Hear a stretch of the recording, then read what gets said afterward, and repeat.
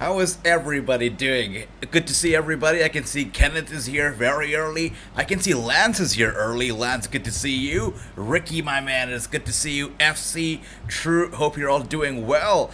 It is AEW night. The night they're kicking it off early. AEW is doing it again for 2 weeks in a row now, so that is interesting. Or 3 weeks, it's been a while.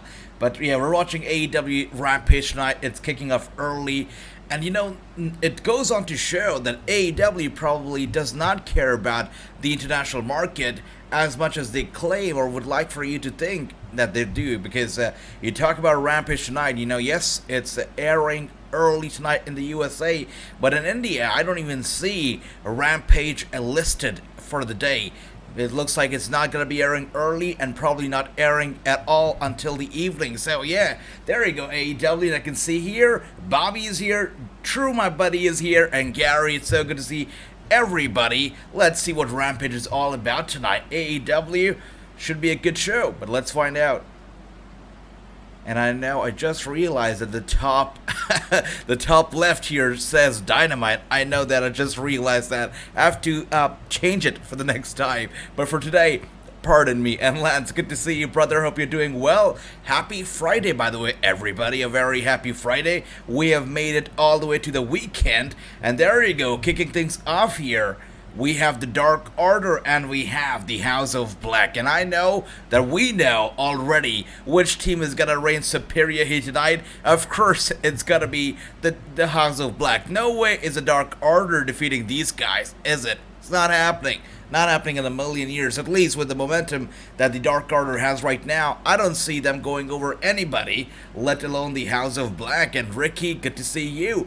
Bobby says, AJ, who else do you see? Who else do you want to see wrestle against Mercedes Martinez? I just said it, brother. I mean, I want to see Hayter, or I want to see Ruby Soho. I want to see them get a chance, go against Mercedes. I would love that. If outside of our AEW or the ROH roster right now, I would love to see Wita One Star against Mercedes, because we know what a badass Wita One Star is, and also a former ROH star. I think it's only fitting that she gets a shot against Mercedes. If you guys don't know who Wita One Star is, Google her, check it out, or you can also check out the Wrassingh show. I did an interview with her not too long ago. Great lady she is. And Jonathan, good to see you. He says, big up AJ, everybody in the chat. That's right, Jonathan. Doing well, brother. Hope you're doing well, brother. And Ricky says, what is Friday Night Dynamite? I know, Ricky, I know. Let's forget about that part. Let's ignore that part.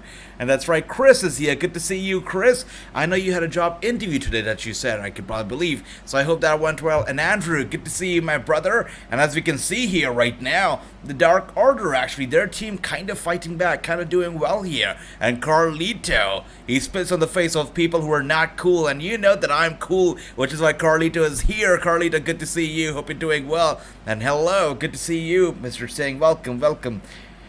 Wow. Alright, so far, a decent match.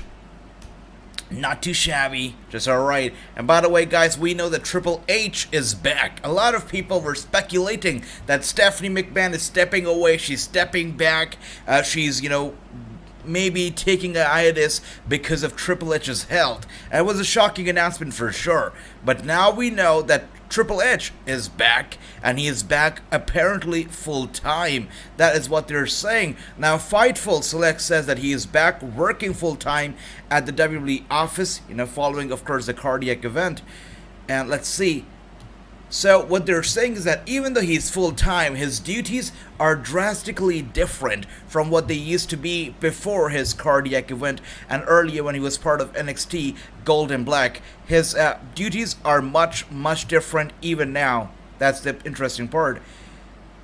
Yeah, that's it. They don't go into detail to talk about what exactly his duties are, but what they're saying is that his duties are drastically different. By the way, we see here Brody King on fire, doing well so far, and I can see Andy's here, my brother Andy. Good to see you, brother. Hope you're doing well, and hope you're feeling well, brother. I know your arm wasn't feeling too well, yesterday, the day before yesterday. Hope you're doing well today. And Chris says Rampage was taped, and job interview tomorrow. Good luck, good luck. That's right, Rampage was taped indeed. I pick House of Black, says Bobby. Great pick.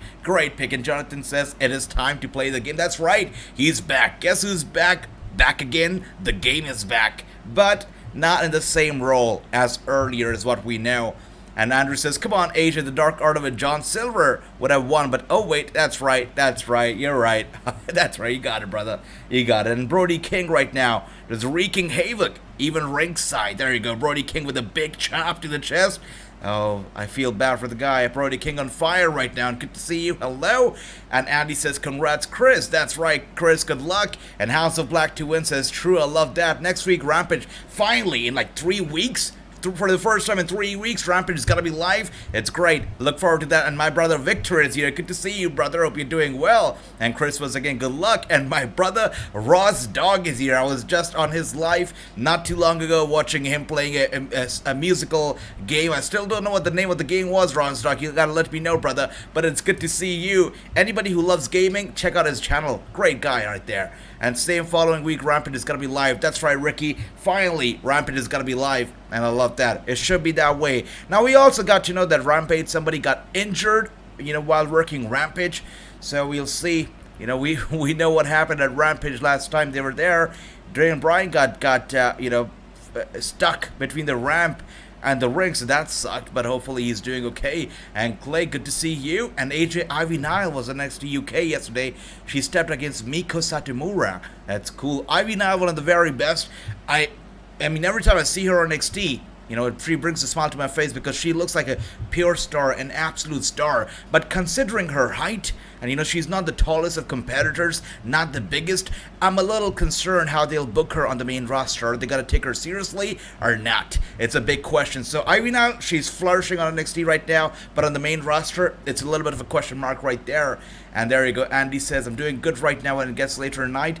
I understand, brother. Please take care. Please take care. And Gary says, I hope nobody reads too much into Steph. And that's right. Yeah, I feel like she's just taking time off right now for her family. And genuinely, I feel it's for the family. So we'll see. As Vin Diesel says, it's all for the family. And it really is. A little bit better. Oh, wow, Victor. You please take care, man. Yep.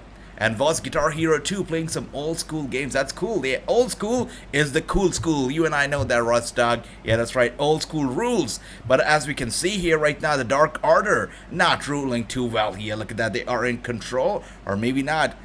Wow. Look at that. Actually, in control right now. Just like I said, maybe they're not doing too well. They are on fire. Inside the ring, outside the ring, they are doing great. Malachi Black, actually, in a little bit of a trouble here. And the Dark Order on fire. This is surprising. There you go. Ivy Nile is wrestling tonight on NXT Level Up. That's great, Bobby. And we will be watching Level Up immediately following SmackDown like we always do. Alright, what is going to happen here? Looks like Malachi Black is in trouble. He gets out of trouble real quick. There you go, with an elbow strike. Malachi Black slowly regaining control with a big knee. There you go. He's looking to end it. Is he? Wait a second. Oh, wow. Dark Order, they're killing it. But you know what? They're facing the House of Black. So the odds of them winning definitely were slim. And I still don't think that they're going to win here tonight. And that's right. Victor says Sasha Banks and Naomi are not backstage. Yeah, I did not expect for them to be backstage either. Apparently, all that happened was very, very true. And Mickie James did, share her thoughts on the whole thing. She said that she is glad that Sasha Banks and Naomi took a stand for what was right and let their voices be heard. So she's actually glad that happened. Which, I don't know. I mean, people have mixed opinion on this. Some people say they went against the contract. Some are standing up for Sasha and Naomi. So it's very mixed right now. As we can see right now, Malachi Black still in trouble, surprisingly. It was rough 3-day tornado warnings, but everything is good. That's great, Andrew, brother. You please take care. Down here, you guys are not going to believe it. I have a severe problem of heat intolerance. I cannot tolerate heat. But you guys are going to be very surprised that a few days ago, the temperature here was about 49 degrees Celsius, and convert that to Fahrenheit, it got very, very hot here. So, if you guys are getting some rains, getting some cool air, that's great because it's getting hot here for sure. AJ, what do you think about Corey Graves? You'll know why I ask you. That's right. Corey Graves, brother. I think he's good. I think he's a better version of Sammy but I don't know about Carmella though. I think he's like Sammy, but a better version of him. It's not that I like Corey. It's just that it's just weird. Whatever. He's too busy with his girlfriend right now, as we can see here. And there you go, Buddy Matthews with a big DDT on that steel ramp. That is the Doom ramp where basically Daniel Bryan got stuck. And now Brody King with a big clothesline. It looks like Brody King could be putting an end to this match here. It seems like it. He's going for the cover. It's got to be over right here. Maybe not. Wait a second. Oh, actually, it's over. 3, there you go. With that being said, guys, the winner of this match, you have the House of Black winning it. There you go. AJ, you saw news. Nick Khan, that's right. As you'd expect, Nick Khan taking over all the duties left, right, front, and center. What's your top 3 favorite things Cody said? I mean, he said a lot of things, but I guess, wait a second. Who's coming out here? Wait. The House of Black has been interrupted. Oh, there you go. Alright, the gang's here. The gang is here.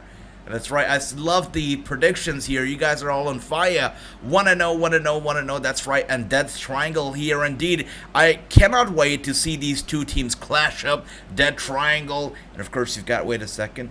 What is he taking off? Is that a grave? Is that a tombstone? Oh wow, the tombstone says House of Black at Double or Nothing. So we're getting this match. It is official. We're getting this match at Double or Nothing, and the House of Black, they could be coming to an end. They could be going down 6 inches down below the ground at Double or Nothing. That's gotta be interesting. Why would WWE ever release Pac?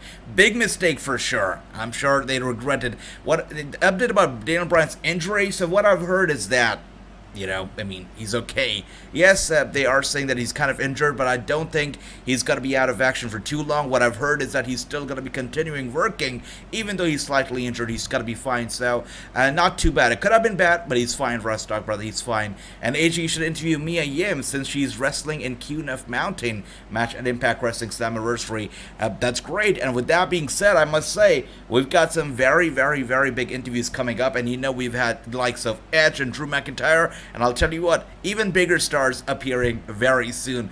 And Jonathan says Drew posted a picture of Instagram on the other day featuring him and Roman Reigns. That's right. Yeah, for sure. That match has got to be happening. Drew McIntyre, Roman Reigns title match will happen, Jonathan. It's been teased on television. We've seen, Usos and Usos and Roman and versus RK-Bro and McIntyre, so it's being teased heavily, and we will get that match eventually. I think we'll get it at Clash at the Castle. It's gotta happen there, but we will get it for sure, because when Drew McIntyre in a recent interview was asked who his dream opponent would be to wrestle at Clash at Castle, he said it would be Roman Reigns. He said he'd like to wrestle Tyson Fury, but he would definitely give Roman Reigns the preference over Fury, and that is a big statement. And I know firsthand that Drew McIntyre sucks at keeping secrets, so I think he spoiled a bit of a secret right there. That's right, Victor. That tombstone was nice. Double or Nothing, it's happening. It's gonna be a good match. This match maybe in the buy-in show, says Ricky. I don't know. If it's in the buy-in show, I'm gonna watch the buy-in. I'm gonna tune out because that is a great match. Yeah, I'm excited for that one. Will this be an introduction of the triple tag team belts? Well, let's see. Let's see what's going to be happening. I don't know. A lot of fans were excited about the whole, triple tag team belts. I mean, happening, for the trios. I don't know about that. I'm still a bit concerned because once the trios title, tag team belts are introduced, I'm concerned what happens to the regular tag team belts. Are they gonna lose somewhat of a significance? Are the trios titles gonna be the shits, and the regular tag team titles gonna go down the spiral? I'm a little bit concerned, for sure, a bit concerned. And Ricky says that may be by and show. We'll see about that. And Bobby says, I like Mercedes as the ROH Women's Champion. Yeah, she's good for sure. And I think she's going to represent ROH in a good manner as she's doing right now. And True says apparently WWE made new tag titles. Now, I'm not going to buy into those rumors. I've seen those rumors floating around, but I'm not going to buy in just yet because I am still holding on to this idea that this whole thing that's happening tonight, the unification of the tag team titles, I've got a feeling that it's a swerve, and we're probably going to get a no contest or something tonight. I have a feeling that the titles will not be unified tonight. I've just got a strong feeling, but we'll find out. And if they have new titles, I'll be glad, because I don't like, and I'll honestly say it, I do not like the current design of the tag team titles. I do not like it. I think the tag team, I think the titles should be gold, not silver or bronze. They should be gold. So hopefully they add some gold to the new tag team titles. Let's see. I read today Riddle is now in the plans for Riddle versus Roman. I don't know. But, actually, you know what, Victor? It kind of makes sense, because how did they kill time until Clash of the Castle until September? Of course, they're going to give us some worthless matches like Riddle versus Roman. I think it makes total sense, 100%. Yep, it makes sense. I was about to say it makes no sense, but it makes sense for sure. Mine was, well, I guess there's nothing else to say, otherwise I'll see you in hell. That's right, look at it. Good quotes from Cody Rhodes right there. And Lance says, do you have any idea when Kenny Omega? So Kenny Omega apparently was backstage at Dynamite this past Wednesday. So it's sooner than later, maybe Double or Nothing. He's got to be back, but he's got to be back soon. I have a feeling it's got to be Double or Nothing, or maybe the Dynamite after, but he's got to be back soon, especially when the trios titles are around. He could very well be winning. His team could be the first team to actually win those trios titles as well, so we'll definitely see him back sooner than later.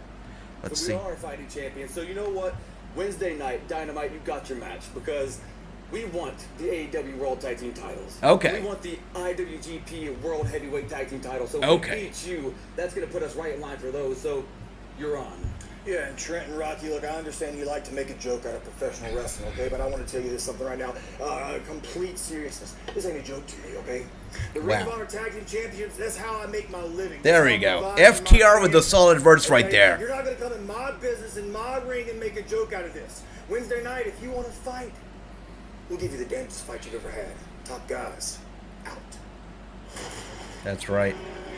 I love that. Huge tag team match signed for Wednesday night.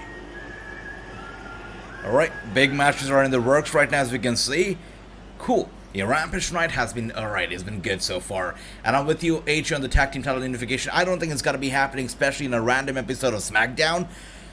I do not believe so, but we will find out very soon. And right now, as we can see here, there you go, Shawn Spears. The only thing good about Shawn Spears is that a little bit of an entrance where he looks like a badass. But when the light go on and you see the actual Shawn Spears, you're like, oh, it's just Shawn Spears. Nothing to be too excited about. But we'll see how he performs tonight. Maybe we'll see Mercedes Martinez defend the ROH Women's World title at Double or Nothing or in buy-in.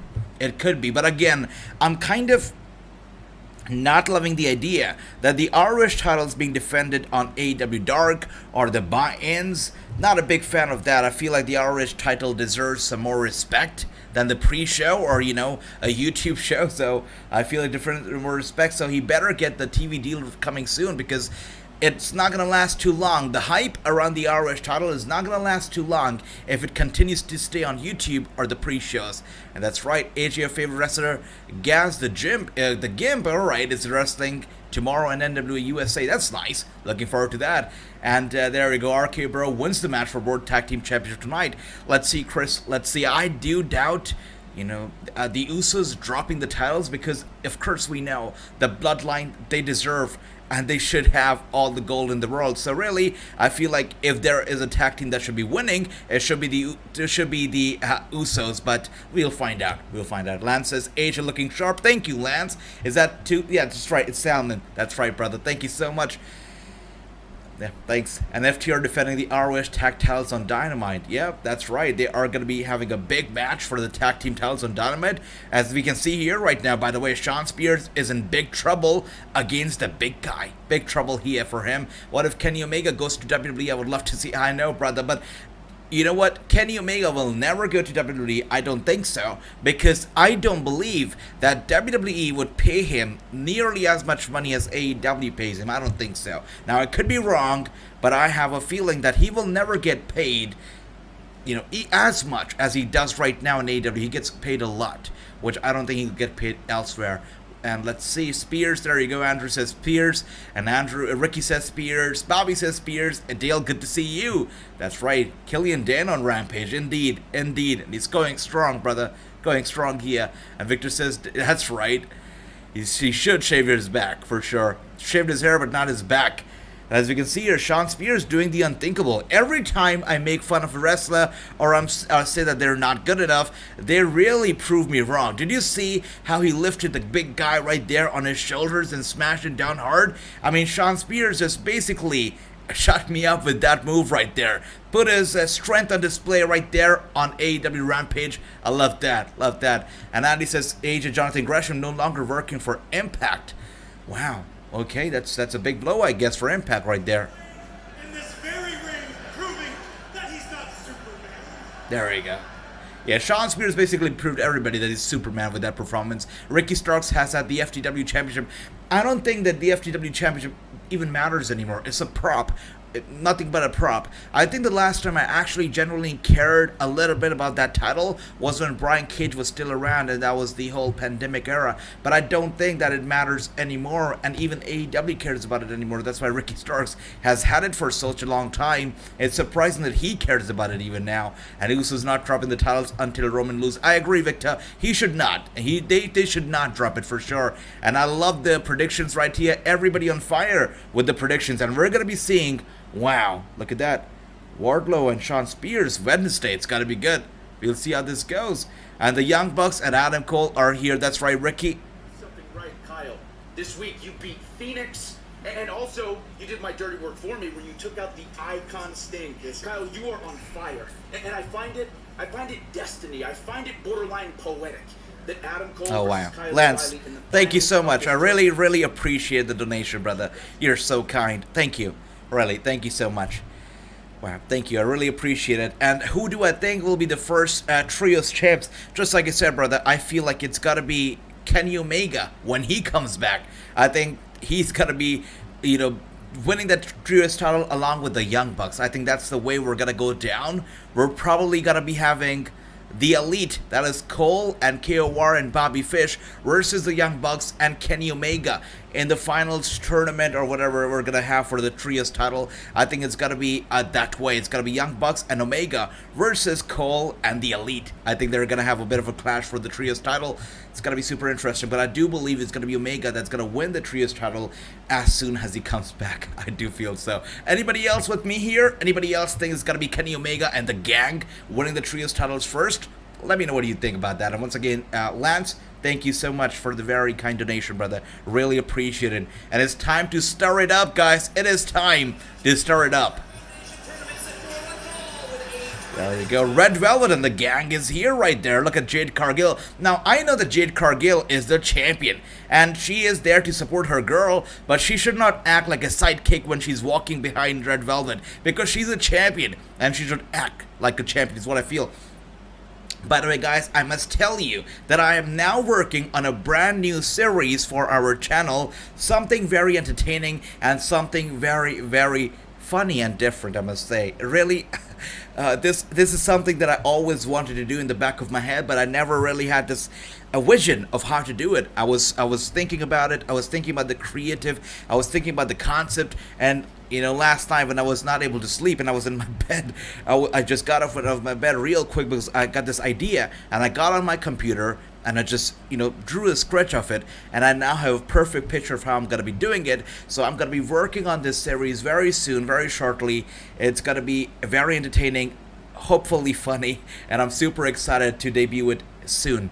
And I cannot wait for you all to check it out. It's going to be up soon, guys, very soon. And as I see here, Ricky says Young Bucks and Adam Cole is here. That's right, that's right. AEW does not recognize the FTW Championship. That's right, they do not. And they do not care about it either. By the way, Red Velvet here on fire, maybe. Look at that, she's been sent right there to the corner, but she climbs the middle rope. Yep, able to fight back.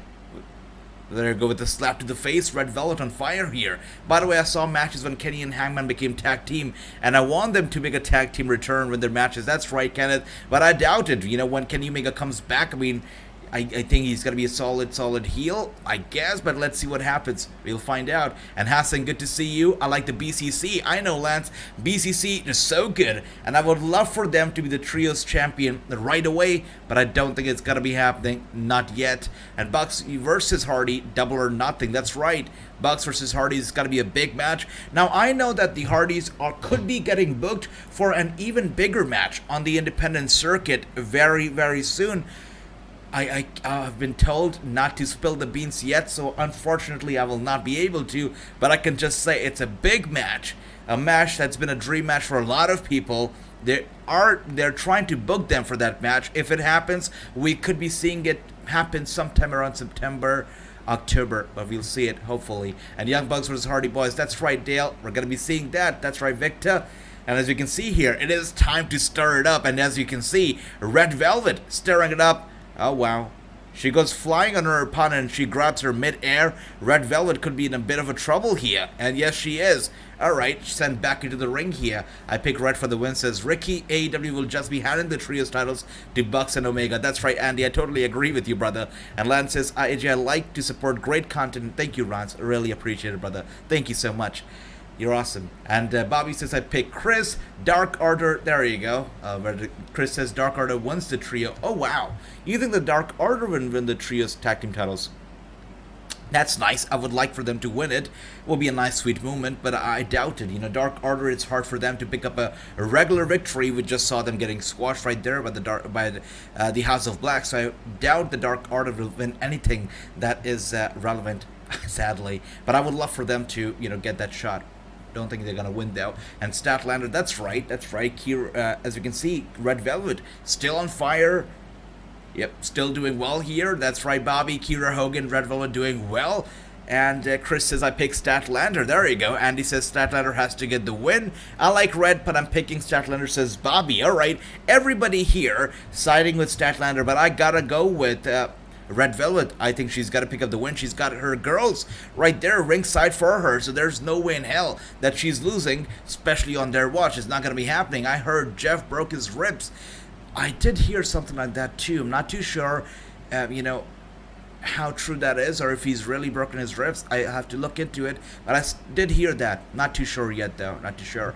Just like WWE does not care about the women's, that's right. Sadly they do not. I mean, it felt like they did, but turns out they do not. And there you go, Red Velvet right there with a bit of an interaction right there with Jade Cargill as she sits ringside for her girl Red Velvet. So I know how to book AEW, says Kenneth. Alright, let's listen to Kenneth. He says Hangman Page versus Punk happen and they have a 5-star match, 45 minutes match, and CM Punk wins the belt and Hangman can't believe. Alright, to be continued. I'll read your comment, Kenneth. I'll read your comment. But as we can see here, Statlander in trouble.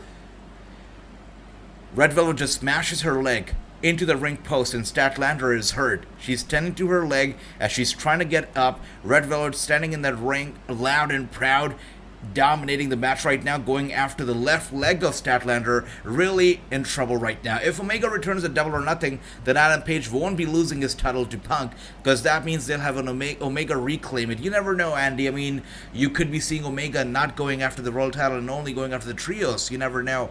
We'll see how that goes, Andy, brother. And come on, Statlander, says Bobby. I love that. I want Statlander to win, but I have Jade and Hogan. That's right, Victor. That's my point as well. They are there ringside, and on their watch, I cannot imagine Red Velvet getting the loss here. And as we can see here, we are on commercial. And true, brother, right now, wrestling are Red Velvet and Statlander. It's happening right now. And the Bouncers versus Hardys when? That's right, we'll see. We'll see. The Bouncers, huh? And Lance says the House of Black deserves a title run. Yep, they do, but I don't know when. I think they're gonna have a title run, but there are so many trios out there that are so good. You look at BCC, you look at the Elite, you look at, of course, Omega and Kenny Omega and Bucks, a big possibility also going for the trios title. So there are so many trios tag team right there that are so good that House of Black just has a very tough competition. So if they step up their game, they'll be able to rise up to that occasion, but we'll see if they will be able to do that. And Rampage indeed was taped, that's right, Chris, but let's pretend like it was not taped and let's just have fun here. And Statlander, that's right, and usually Rampage is taped, so most of the times when we watch Rampage, it really is taped. As you can see here, Red Velvet in trouble with the big suplex to Velvet, and she's down. Yeah, she's in trouble for sure, going for the cover, and she still kicks out. That was a brutal suplex to Red Velvet. Sits in the ring, crying, but the arena goes black, and someone says, welcome back, best friends, around Kenny with Hangman. That's a nice pick, Kenneth. I love that. I like that. And True says Statlander is going to win. All right. True has sent me something on Instagram. Let's take a look. All right. Yeah, so I don't know. True. I see it. I think it's fake. Oh wow, Victor, brother, thank you so much. Thank you. I really appreciate it, brother. Thank you so much for the very kind donation. Really, I cannot thank you guys enough. Everybody here who's here, who joins me every single day, every single night, I must thank all of you for your very precious time. And to you guys, who choose to donate and, help me out, thank you so much. Victor, Lance, I really appreciate you guys. Thank you so much. By the way, True has sent this very interesting picture, which is apparently of the new, as you can see here, tag team titles. It's red and blue with the silver in the middle and the black. I think it's fake. Because True, if you look at the picture, you'll see a workshop behind. You'll see all the tools behind, the plants and whatnot. So I feel like this is not an official tag team title that's been designed by the WWE, but it is a tag team title that has been perhaps designed by one of those independent wrestling belts makers. So I think it's fake, but only time will tell. As we can see here, Red Velvet slams Statlander down face first into the mat and going for the cover, and she still kicks out at a 2. Beautiful stuff. There you go. Yep, the match is still going on. A sweet match so far. And AJ, I would like to see Mercedes Martinez versus Alex Garcia or Miranda Elise for the ROH Women's World Title. That's nice. Yep, I would like that too. By the way, that's a very interesting picture that True has sent out there. So what I'm going to do is that I'm going to put this picture on the screen here for all of you to judge and let me know, what do you think? Could this officially be the new tag team championship that perhaps could be presented by the WWE tonight, or is it just another fake? What do you guys think? Let me know. I'm going to be putting a picture of that real quick right here, and you guys can let me know what you guys think about it. So this is the title that True has sent out, and this is the picture in question. Do you think that this could be the actual new design of the tag team titles, or is it just a fake? Let me know what you guys think about this. And Ricky says, I see Kenny coming back and face CM Punk. All right. By the way, what we see here is that it's a full-on brawl. There you go. All the ladies, the friends of Kiera Hogan getting involved, going after Statlander, and Ruby Soho coming to their aid.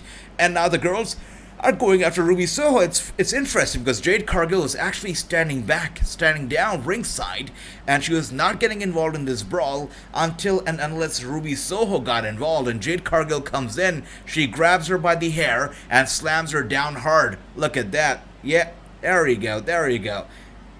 Beautiful stuff right there. Full-on brawl, and the lady comes in with a crutch, and Ruby Soho, even though she's down, she's saved because the girls, Kiera Hogan and her friends, Jade Cargill and all these people, they step away.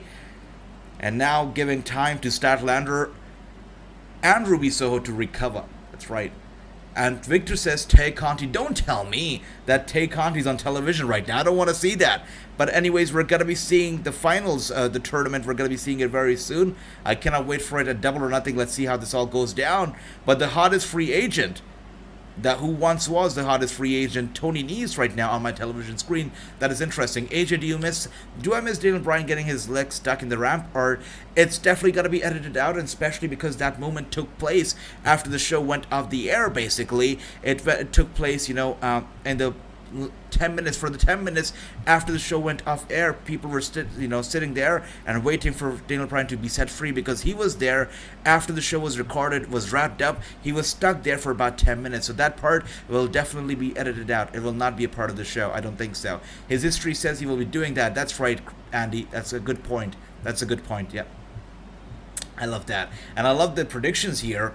Ricky with a 2-1, Victor 2-1, everybody doing well here so far. Good stuff. And in the middle of the ring, we can see here. Yeah, that's right. Scorpio's got Ethan Page and Lambert right now in the middle of the ring. Interesting. And Anna Jay, that's right, Bobby. Bad things happen to people when they cross paths with the men of the year and ATT. There we go. All right. All right, and let's see. James says, hey, brother, hope you're all doing well. Hope you're doing well, James. Good to see you, brother. And that's right, Victor, it was Anna J. Anna J, indeed. And Bobby has sent me something on Instagram. Let's take a look. That's right, brother Bobby. I'm aware of the show. Yeah, very well aware of the show taking place in the UK. Nottingham by Authors of Pain. That's right.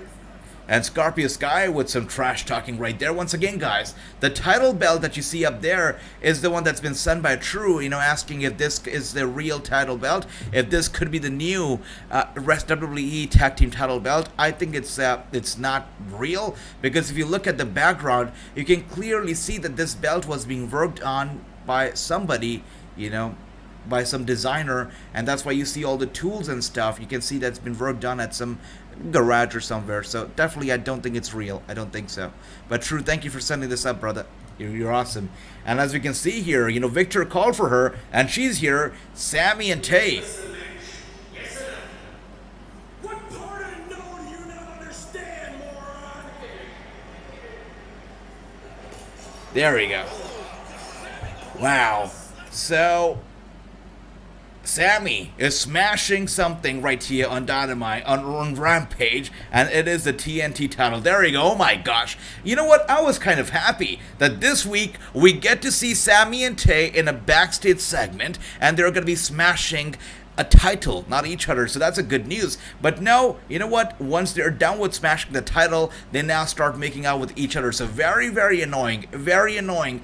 I don't even know why they get to be on TV. Very annoying. Even Tony Khan has acknowledged that it was a bad idea to put them up together. Tony Khan has said it clearly. By the way, the TNT title has been destroyed.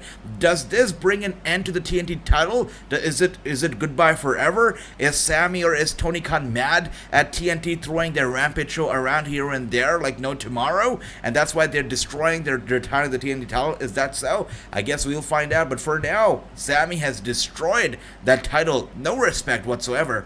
Pretty big situation, Tony, where you can handle a high pressure match. You can run away. Are you sure that you can handle it, Britt Baker, without the help of all your friends? And speaking of which, you saw what I did to Jamie Hayter last week, and the exact same. All right, back to the interview right now with Britt Baker and Tony Storm, and that's right, Sammy has destroyed the TNT title, and Lance, I totally agree that they are the worst part of AEW. Tony Khan recently said that he was overjoyed when he came to know that Sammy and Tay were dating each other, and they thought that the fans would love them, and that's why he rushed into putting them on television as a couple.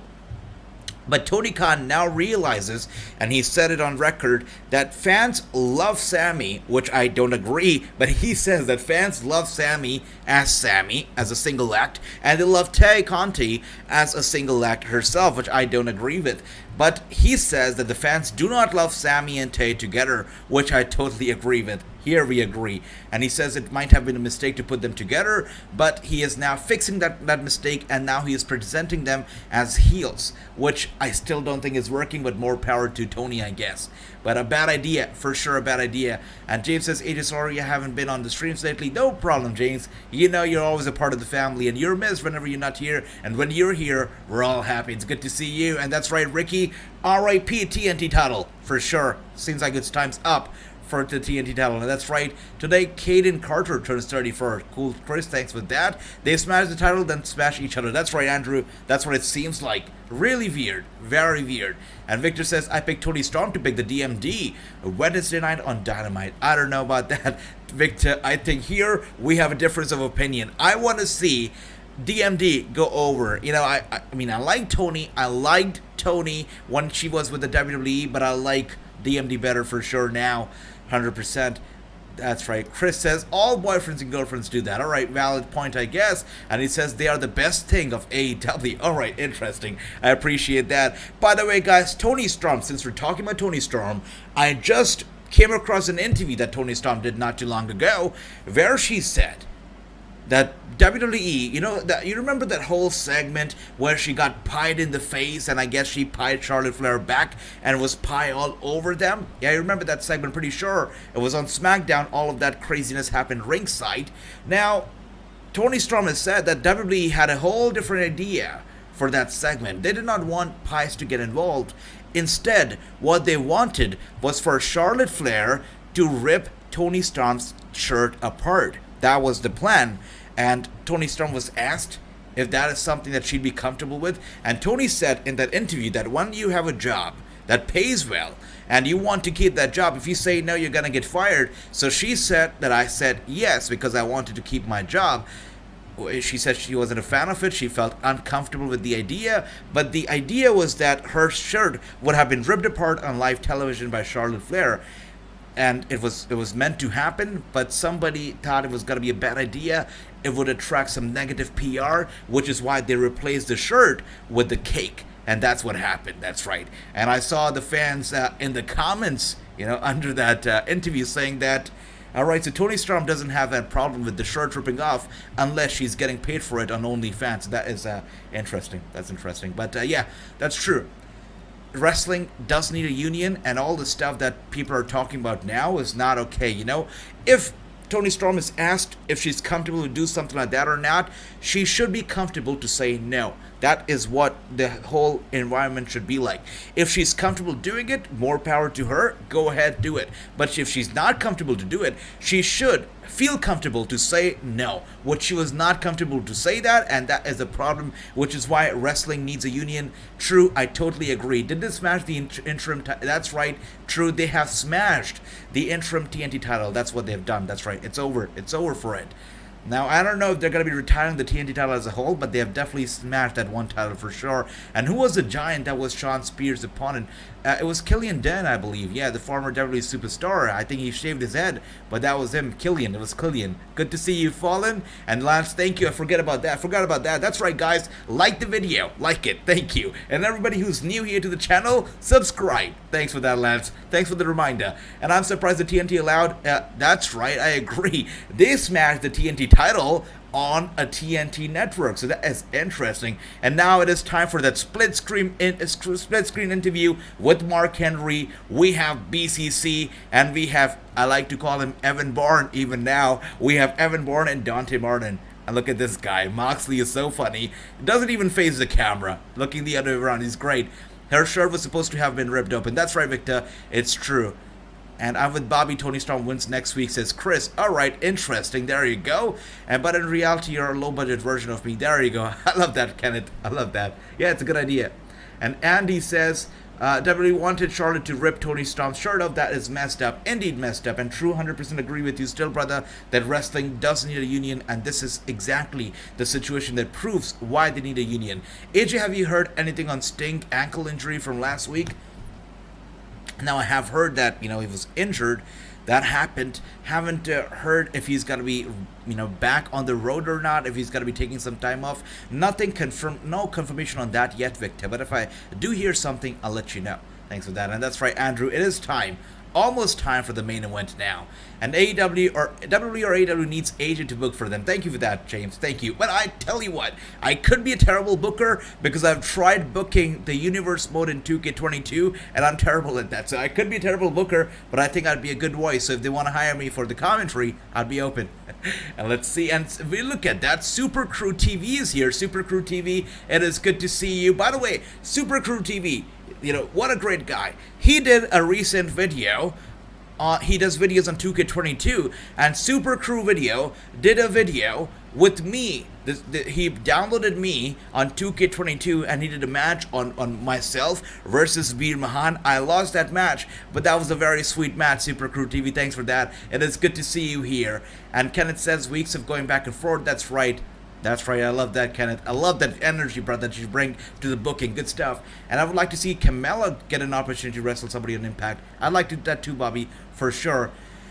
And Dale says there's a video that Bryan was hurt on the ramp. That's right. So what happened with Bryan was that his leg, with the ankle, it got trapped between the ramp and the ring because there was a little bit of a gap there, and he slipped right in. So that was terrible, but he's okay. I've heard that he's still got to be able to be on the road and definitely work Double or Nothing. So he's got to be okay. He's got to be just fine. By the way, I'm so excited for Double or Nothing. We've got some big matches planned. We've got Thunder Rosa. We've got Serena Deeb. Of course, the match with House of Black has just been announced, and we're going to be getting CM Punk, Hangman Page, and of course the triple threat tag team title match. Jungle Boy, Luchasaurus, Keith Lee, and of course we cannot forget about the MJ versus Wardlow. Double or Nothing is shaping up to be a pretty good show right now. Victor says BCC for the win. I love that. And Andy says actor Freddie Prinze Jr., who wants to create his own wrestling company, promises to have everyone have health insurance, and he's also having a union. That's right. I have heard that he's been getting some training and some tips as well.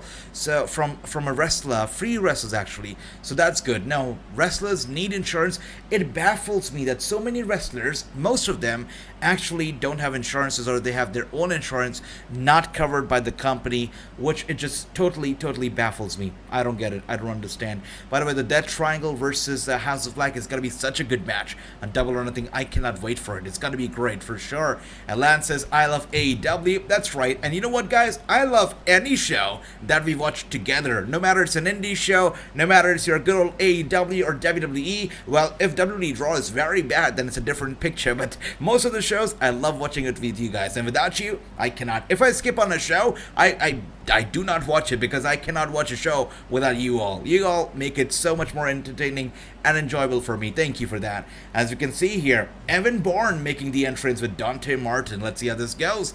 And Bobby says Dante Martin team is gonna win. What do you guys think? Who is gonna pick up the win here? Let me know. And what do you think about the Sasha and Naomi situation? So, brother, Super Crew TV, I am holding off right now. I mean, there are always, two sides of the story. I think we have a lot of people have jumped on the assumptions. There are a lot of assumptions right now, and that's about it. We don't know facts. So I'm waiting on the facts right now to take a side if I have to take a side. But right now, we know a lot of stuff from the rumors, a lot of stuff, that's hearsay right now, as I would say. And so nothing factual yet. So it's a lot of hearsay, and I'm going to wait until we get to find out the whole situation. That's right. And I think it's time wrestlers like Sting and Ric Flair, indeed, James, but we're going to be seeing Ric Flair step back in the ring one more time, and I respect him for that. Immensely respect him for that. After the main event, it will be time for SmackDown. That's right, Victor. It's going to be time for SmackDown. Cannot wait for it. Love for it. Thank you.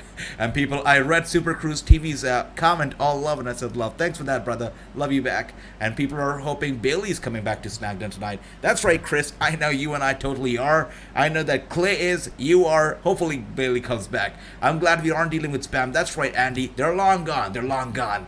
Double or Nothing is a stacked. Indeed, it's going to be a good show. I have a feeling that we might actually get to see a little bit of a preview, more previews to their upcoming video game at Double or Nothing 2, since it's such a big show, one of their biggest shows of the year, if not the biggest. Definitely we should be getting a preview of their upcoming video game 2 at Double or Nothing. I think we're going to be getting some preview. I've heard some news there about that. Not confirmed, but I've heard some buzz. AJ, who's your favorite wrestler on Mission Pro? So many good ones, brother. Don't get me started on Mission Pro Wrestling. You're going to be seeing some stars from there also on the show, by the way, very soon. If you're new, that's right. Thanks for that, James. Thank you guys so much. That's right. Thank you. And yes, hit the subscribe button just like James says. Thank you, brother. And Jade Cargill versus Anna Jay. Double or Nothing. And Anna Jay has gotten better and better in the ring. I've got a respect for her. It's got to be a good match. I look forward to that. And as the ring bell goes off, Jon Moxley goes crazy. And he just smashes. Wow, look at him right there into the ringside. As we can see, Bryan Danielson with an uppercut to Dante Martin. Looking good so far. BCC here in control. And Anna Jade Cargill for the TBS title at Double or Nothing. Indeed, it's got to be a good match. And Andrew says, I agree, the Double or Nothing card is crazy. Hope it can live up to the hype. That's right, there's a difference between the card being good on paper and actually having a good delivery. Just like this past Raw, it looked great on paper, but the delivery, not nearly as good. Hopefully, Double or Nothing, which I do feel, it's going to be a great show. They're going to be able to deliver it perfectly. I think so.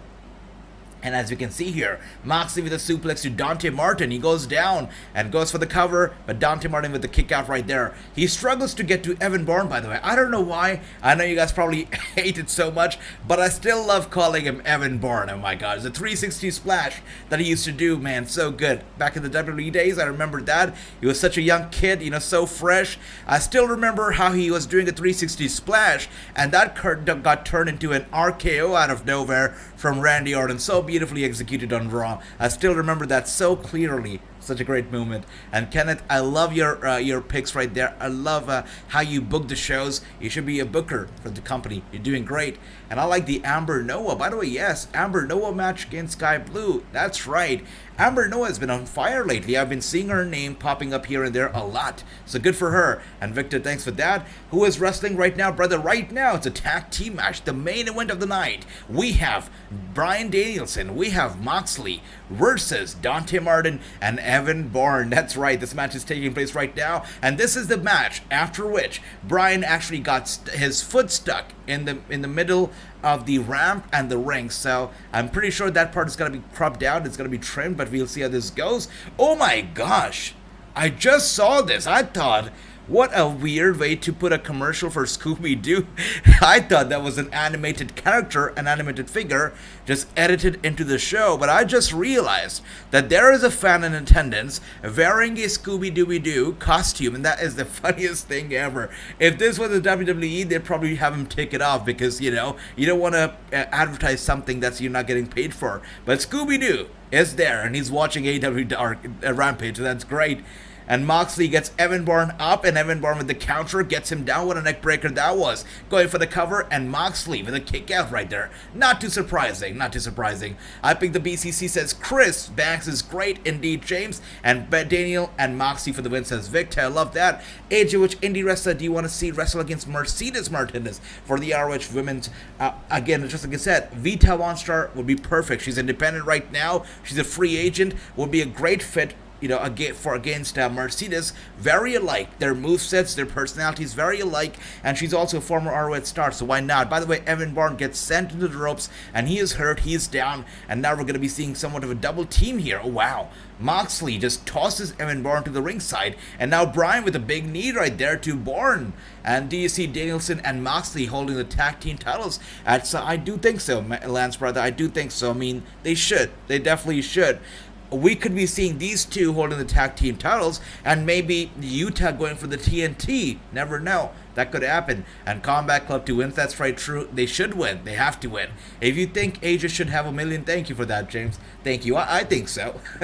But thanks, brother. Thank you for that. You make me blush. Thank you. Anna Jay has potential. Really, and I've seen her improving a lot. A lot. You know, if you put Anna Jay and Pineapple side by side, I would say Anna Jay and both of them kind of started on the same ranks.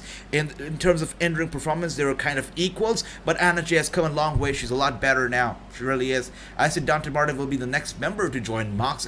It could happen. I think it could happen as well. And as you can see right now, Bryan Danielson actually getting the most out of Evan Bourne. He's in trouble, and now Bryan tags Moxley in. This match has been all BCC since the very beginning. And Anna Jay becoming the new TBS champion at Double or Nothing. I would love that, brother. Totally would love that. That's right. And James, thanks for that, brother. Thank you. I saw that at the beginning of Dynamite, says Andrew. What is that? All right, let's see. Let's see. Victor says Moxley and Sami Callihan will be teaming up once again in July. That's right. They'll be doing that. And before that, Sami Callihan is going to be having a big match against Moose, I believe, June 15th at Slammiversary. So that's going to be a big occasion too. AJ, I would like to see Mercedes versus Colin King. Would be nice for sure.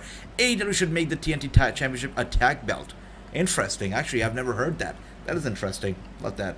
As we can see right now, Moxley is still in control.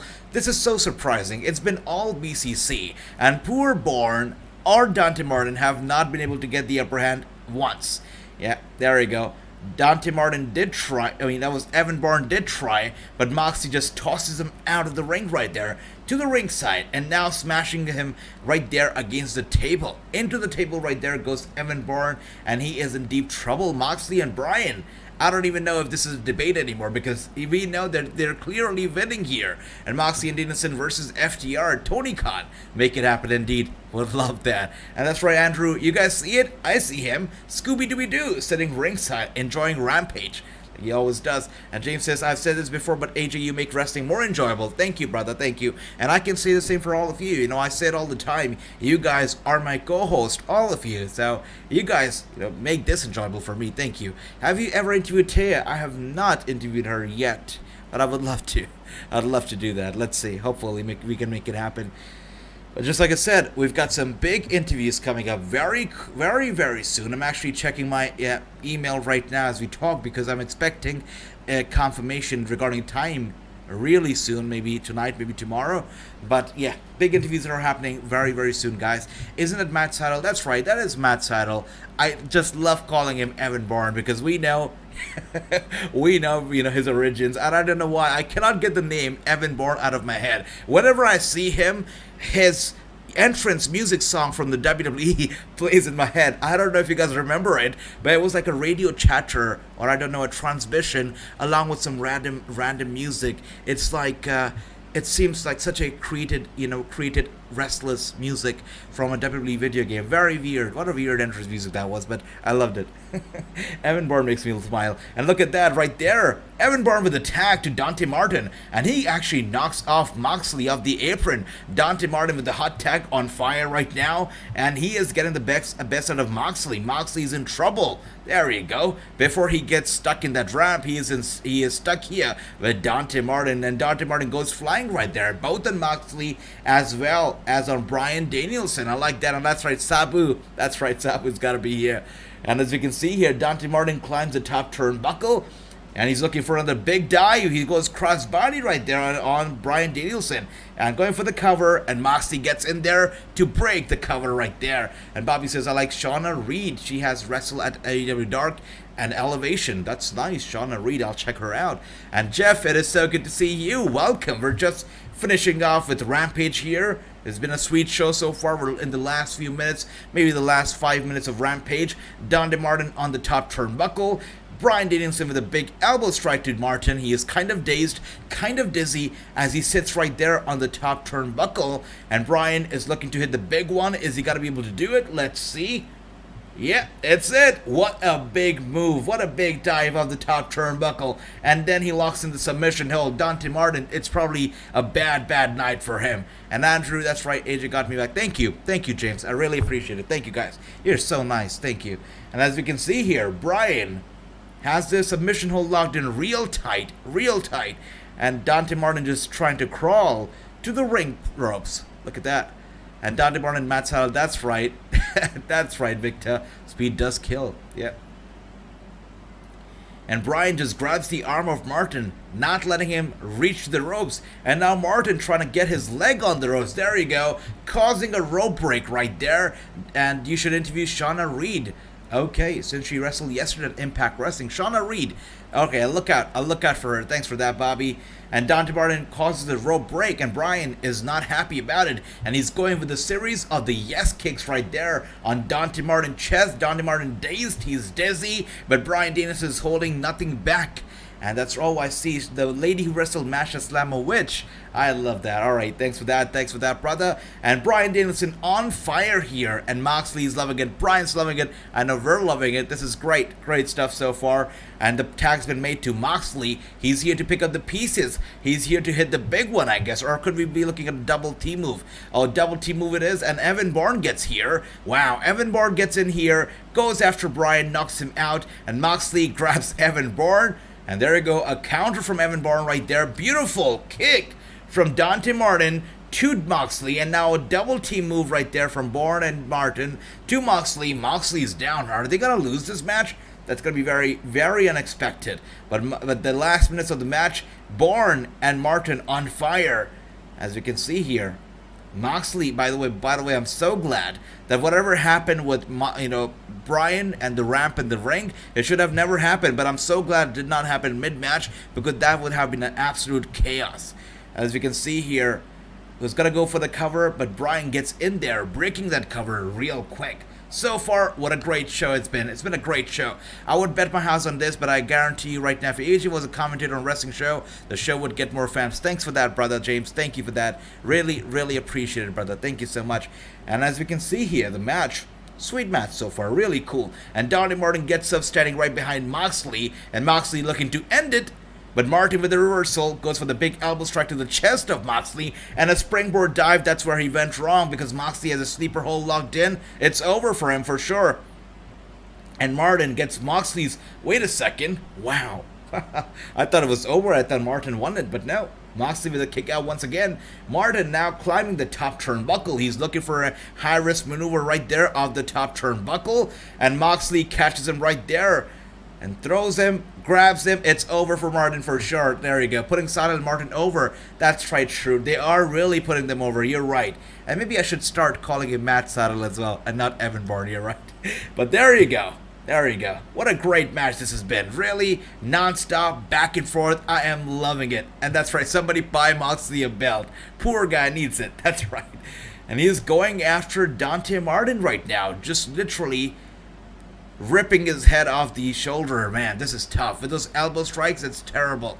There you go. And WWE has suspended Shayna and Naomi, says Ricky. That's fake news. Not unexpected, though. You would expect something like that to happen after what transpired between herself and Vince McMahon on Monday. It's expected. And there you go. Going for the pinfall. And we have it. We have the winners. And we can see here 3-1, 4-0, 4-1, 3-1, 4-0. You guys are great with the predictions, guys. For the last few days, invincible. Really cool. And BCC here win once again with the victory. Sweet stuff so far. Was a great show. Time flew by. The first hour of the night flew by with Rampage. Very entertaining. Really sweet. I loved every bit of it for sure. And now is the time for the show that we have all been looking forward to. It is time for SmackDown. It is time to find out if they're actually going to be unifying the titles or what I think is going to happen will actually happen. We'll find that out. 2 pieces of breaking news. AJ Triple H is back. That's right. And Naomi and Sasha are suspended by Triple H indefinitely. And the very interesting part here by Jason, by the way, the Inner Circle are going after Moxley. Wow. Look at that. And I guess they're only going after Moxley because Bryan is stuck. And they couldn't go after Bryan. That's why they're only going... There you go. You see it right there. You can see that shot over there. Yep. He's stuck. Moxley was stuck. And you could see the little bit of a glimpse right there. That's right. With that being said, Rampage now off the air. It is time to tune in to SmackDown. Let's find out if the titles will actually be unified. What will happen? If SmackDown will be better than Monday's Raw? Lots of questions. The answers we're going to get very soon. Let's see. AJ Tom Latimer has 60 seconds promo on NWA USA tomorrow. Sweet. Sweet. And Shayna Baszler sports, that's right, supports Sasha and Naomi. And just like Jason said right there, that Triple H is the person who suspended Sasha and Naomi. I guess they did it because if it was Vince or Nick, it would have received some very bad PR. But if Triple H does it, doesn't have that of a PR, I guess. So I guess that makes sense. And Regal and Jericho on commentary. All right, that's right, that's right. And Shayna supports Sasha. That's true, Andy. Danielson got hurt during the post-match. That's right. What happened with him was that his leg got stuck between the ring post, the ramp, as well as the ring apron. And that's what happened. And I can see Ricky with a 7 out of 10, Chris with a 10 out of 10, and Andrew with a 7 out of 10. Beautiful stuff, guys. Really was a very good show tonight. I loved it. And I gotta give the show a solid 8 out of 10 too. It was entertaining. I loved it. And they did do something for Double or Nothing. It was not the most meaningless of shows. You know, they did build it up to Double or Nothing. They did give us a few more matches that are going to be taking place that night. So really looking to something, something to look forward to. So that's interesting. With that being said, guys, now is the time for SmackDown. And as you can see, I've shifted the venues. I've all the way teleported over to SmackDown's arena. And we're here live from the Blue Brand, from the WWE show, SmackDown. As you can see here, you talk about wrestlers making history by working WWE and AEW shows back-to-back on the same night. I am also here making history by working both AEW show and SmackDown show the same night, back-to-back, by teleporting.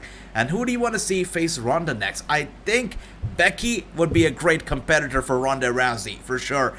As we can see here, fans are loud. That's right. You can hear it. The fans are loud here for SmackDown. Good stuff. What would happen if all of the women in WWE walked out? I don't think it's gonna be happening, brother. If it had to happen, that kind of a revolt had to happen. It would have happened on Monday itself, where we might have not seen a women's match at all. But if that did not happen, there will always be people who will have a different opinion and they will not agree with Sasha and Naomi. And there will be people who will agree with them, but they'll still, shake hands with the devil, I guess, for the money. So that's never gonna happen. You made SmackDown. That's right. I am not the SmackDown commentator, as you can see here. And so we start productions over or continue the counts from Rampage. No, let's keep the predictions going. Let's keep them going. It's more fun that way, right? As we can see here.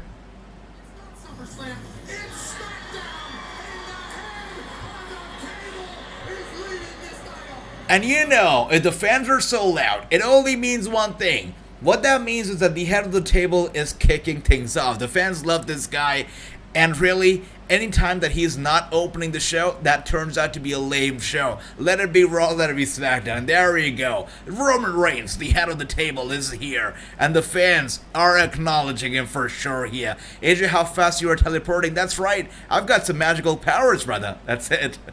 Thank you, thank you. And as we can see here, Roman Reigns comes out with a big ass smile on his face, and a lot of people are saying, is he going? Is he leaving? Where is he going? They have not announced him for any shows between now or Hell in a Cell and Clash of the Castle. I think he's going nowhere. He's just going to be making some sporadic appearances, and a few fans are not too happy about it. I'm not happy either. I love Roman. I love the head of the table. I realize that the tribal chief, by the way, fingers up for the tribal chief, I realize that he should be here every single night for us to make the shows entertaining for us.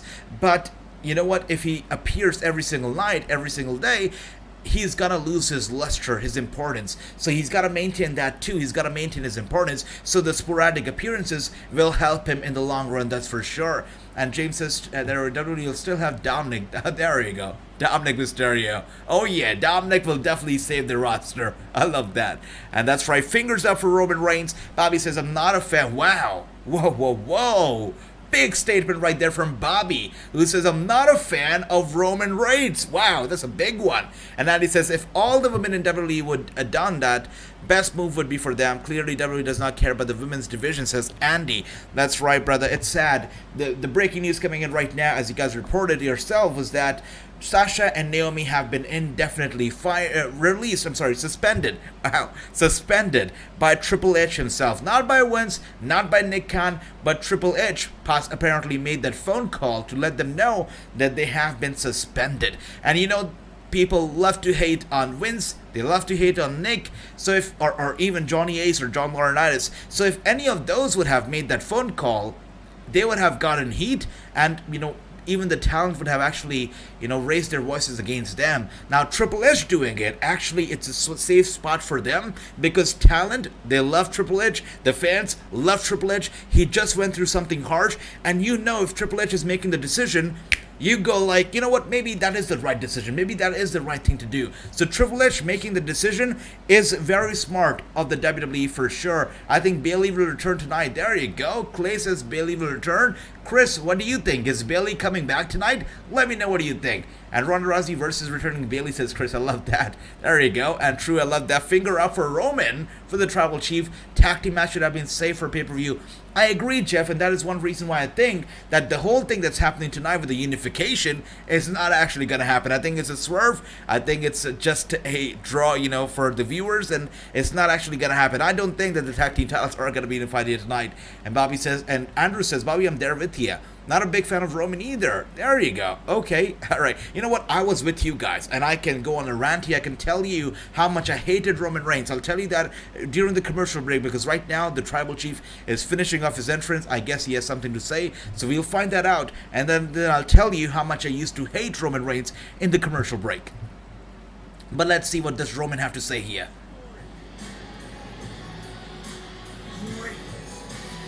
Gotta love that. We acknowledge the Tribal Chief. We all do. That's for sure. That's for sure. Also, I can acknowledge the fact that whosoever is designing those WWE merchandise is a lazy guy or girl. Look at that Roman Reigns t-shirt and tell me that the t-shirt has not been designed by a 5-year-old who is just brand new to Photoshop or even Microsoft Paint. You cannot look at that t-shirt and take it seriously. That is not the t-shirt that you would pay $20 or $24 for. Come on. That t-shirt is hideous and is in no way WWE standards, and it should not be sold. Come on, that is a terrible shirt. Grand Rapids. There we go.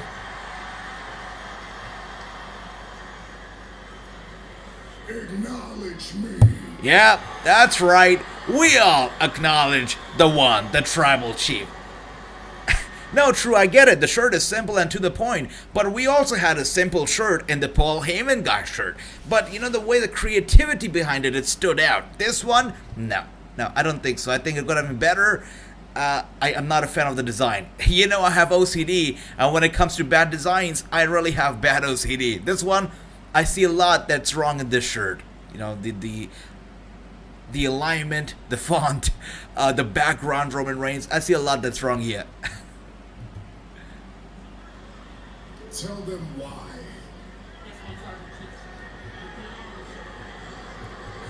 What? Ladies and gentlemen, welcome to the single biggest night in the history. Alright, can I just say, it looks like, as we're looking at the screen, it looks like Paul Heyman is the one who is your Unified World Champion. He's the one who is wrapped in gold. Look at him. Yeah, that's your Unified World Champion. Why does Roman Reigns not carry his gold? Come on. The greatest of all time. And Joey, it is good to see you, brother. You can take your whole That's right, I love that. And true, I love that you acknowledge him with that finger. And Andy says, I've never been a fan of Roman Reigns. He's too predictable. He was better off being the quiet guy he once was with the Shield. Seth Rollins and Moxley were the stars of the Shield. And I think a lot of people can agree with that. I can agree with that too. But I think the Tribal Chief makes a little bit of a difference right there. It's an exception. And Joey, good to see you. There you go. With the Tribal Chief, Roman Reigns, they would be stepped up and smashed and pinned by the undisputed GOAT, the greatest of all time, yeah. Roman. I cannot understand the fact that he is the one, the manager is the one who is wrapped up in gold, and Roman does not have a single belt on him. So that is funny, for sure. And that's right, true Paul E for champion indeed. Especially when they zoomed on him and he was literally wrapped in gold. That really made me laugh. And Paul Heyman is for the GOAT. That's right, the GOAT of mouthpieces for sure. Paul Heyman for Prime Minister. That's right, he'd be a better Prime Minister than Boris Johnson, wouldn't he? That's for sure. And as you can see, Raphael is here. He says you cannot be above the authority. That's true. With Sasha and Naomi, they went against the authority, above the authority, and we saw what happened there. James says, next round of releases, Sasha Banks. I've got a feeling that she's got to be suspended for a long time. I think WWE is smart enough not to fire Sasha Banks, because if they do, you know Tony Khan's picking her up like no tomorrow and paying her all the money that she wants. We know that for a fact. Can you imagine Sasha Banks versus Britt Baker versus Hayta versus Hikaru Shida versus what's her name? Of course, Jade Cargill, Red Velvet. She'd be money. She'd elevate the status of the women's roster like no tomorrow. I think WWE started smart enough to not fire her, but to put her on a shelf for a long time. Don't just be the longest reigning SmackDown Tag Team Champions of all time. Be the only tag team ever. There we go. Ever to be SmackDown Tag Team Champions and Raw Tag Team Champions at the very same time. And to do so, the Usos have to defeat Randy Orton and Riddle, RK Bro. I understand that Paul Heyman is excited about the unification, but I hate to break it to you, Paulie. That's not happening. I'm telling you, it's a swerve. It's not happening tonight. It's just for the draw. Heyman might as well be the IC. I agree. Hey, he might as well be the unified tag team champion as well after tonight. You know, carry their belts too. Why not? Why not do it? And there you go. Clay's a fan of Roman. Bobby, have a good night. Cesaro should have gotten more success. I agree, Andy. Definitely, he deserved more success. So did so many other people, but Cesaro definitely did. And it was back to see him get released and, you know, let go from the company as he wanted to quit himself without having a single run with the world title. That is a problem. That was a bad thing for sure. Home to the island of relevancy at all. That's right. The island of relevancy. I'm going to use that phrase a lot now. And Sasha versus Red Velvet. That's right, Andrew. I would love that. That's cool, Bobby. That's right, Bobby. Have a good night. Sasha Banks would make a great full-time actor. I do agree with you, but I feel like she will go to AEW to prove a point. I have a feeling. What if Banks and Naomi cost RK Bro? Whoa. Oh, wow. Victor. Just a prediction. Wow. That, ladies and gentlemen, is a spoiler. Wow. And Paul Heyman says that's a spoiler. So if Banks and Naomi cost RK Bro the titles, is so interesting if that happens. Victor, you're the Galactic Champion. You're the World Champion. You get all the predictions titles in the world, brother. That would be crazy. Wow. Roman Reigns for some pep talk to the Usos right now. Twins. Brothers. You know what I want. All right. What do you want, Roman? And I expect you to deliver And I expected these guys to have this talk in the locker room. What they're doing right now is locker room talk. And not the kind of locker room talk you'd hear from Trump, but the kind of locker room talk you'd actually expect to take place in a locker room. But there you go. They're hugging it out. Some pep talk right now from the coach, from the big guy, the leader, to their brothers. There you go. Emotional moment right there for the family. The tribal chief wishing them luck. They've got a big match going forward against the RK Bro. Really surprising that the RK Bro were kind enough not to ruin the party and not to get involved. That is surprising.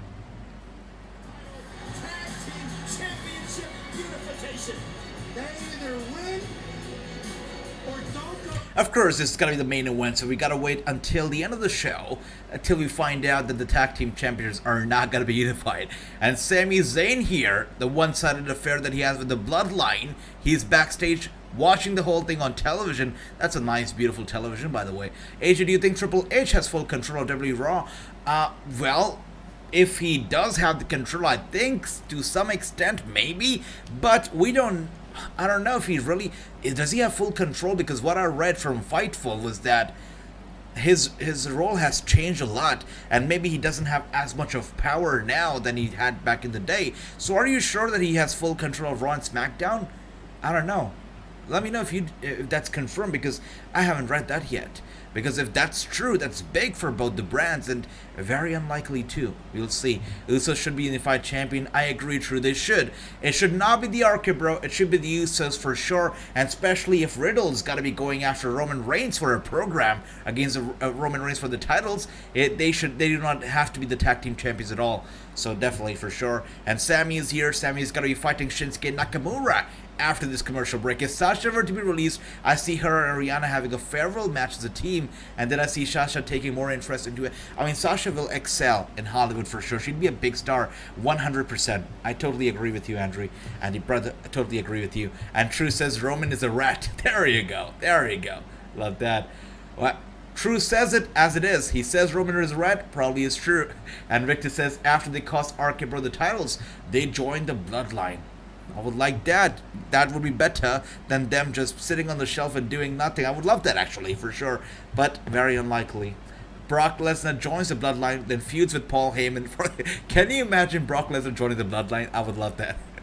Wow. Acknowledging Roman Reigns as a tribal chief. Wow. That'd be nice. Shinsuke for the win, says Victor. And Ricky says Sami. Andrew says Nakamura. Jeff says Shinsuke. I love that. RK Bro will beat the Usos in the main event for both the tag team title, says Chris. Alright. Let's see what happens. Let's see. Sami wins, says James. Nakamura needs to win if they're putting him in the title. I don't know. I don't know what they're doing with him. I don't know if I should still take him seriously or still take him as a joke like he was with Rick Boogs. I'm not too sure about any of that. But really, I hope that they give him that platform once again and make him the badass Nakamura that he once was, the king of strong style that he once was, because right now he's not the king, not the prince, he's just a peasant of weak style, is what I would say, Nakamura. If anything, Triple H would be taking over his baby NXT. Yeah, I mean, the Raw SmackDown total control, very unlikely. Really, very unlikely. Nakamura wins this match, says Chris. And Clay, I know the Bayley title, it's got to be up soon. Got to be up soon. You know what, Clay? If you win one of those, championships, the Galactic Championship or the World Championship, that championship will be converted to the Bayley Championship for like a month until the next defense. So, Clay, if you want that Bayley title on screen, win one of those titles and change them to the Bayley title. Let's do that. And Usos wins and the Bloodline shows up on Raw with all the gold. That's right. Now, that is something that I'd like to see. Bloodline with all the gold, which they really, really deserve. Really, they do. So I would love that. RK Bro with all the gold would make no sense. Little sense. Who needs it more? Does the Bloodline need it more? Or does the RK Bro need it more? I think it's the Bloodline that needs it more to prove a point that they're on top of the game, that they're still relevant, and they always will be. Yeah, so I think Bloodline needs both the titles a lot more than the RK Bro. What are they gonna do with it? They're gonna do nothing with it. Bloodline? will do a lot with it for sure. And Paul Heyman will have like 4 more title belts to wear on his shoulder, so win-win for them, I guess. With that being said, guys, a solid way to kick off the show. Anytime you kick off the show with Roman Reigns is a solid way to do it, but when you have Sami Zayn into the mix, I don't know about that. But with that being said, we are going to be spending the first 30 minutes of the show with this whole bloodline thing. I don't know if you guys consider Sami to be a part of the bloodline yet, but he does consider himself to be a part of the family. So, yeah, I guess the first 30 minutes with the bloodline here. Sami Zayn is going to be taking on Shinsuke. I guess that's going to be another 10-15 minutes match. And that makes up your first 30 minutes of the show. Let's see. And also the first commercial of the night here. Guys, let's count the commercial because it's fun when we do that. All right, it's a 2-hour show. Let's see how many commercials can they accommodate into it. This is the first commercial. Let's keep the count. But who would beat the bloodline? That's a good question, James. That's a good question. Who would beat the bloodline? Who would that team be? Good question. RK Brew needs it more, says Chris. Alright, let's see. Roman starting the show is a good way. That's right, indeed. And you know what? Yeah, even if the promo does nothing, it's alright. Because it's Roman freaking Reigns. And it's a good way to kill time. It's entertaining. And people listen to Roman. They listen to Paul E. And they like looking at the Usos. So yeah, Bloodline kicking off is a good idea. And Sami Zayn coming out here with the Bloodline t-shirt. Does he not? I mean, Sami Zayn is the kind of a guy who would be happy with a one-sided relationship. I don't know if this is creepy, this is stalkerish, but he comes out here with a Bloodline t-shirt, and I don't know, he's trying to win back his reputation in that way. He's literally wearing a t-shirt with the Bloodline that doesn't even have himself in the picture. It's only Usos and Roman. I don't know. He's definitely not a part of the bloodline as he pretends or he thinks he is. He definitely is not, and he needs help if he thinks he's a part of it. And Victor says every time Roman starts the show in a bathroom break before he actually gets in the ring. There you go, Victor. I love that we have a difference of opinion here. Some love it, some don't, and that's what we need in the family so we can debate and talk and have some fun here. This is great. As you can see here, Sami Zayn looking decent, looking like he's ready for this match, and they circle around the ring here before they lock it up. Are they gonna lock it up?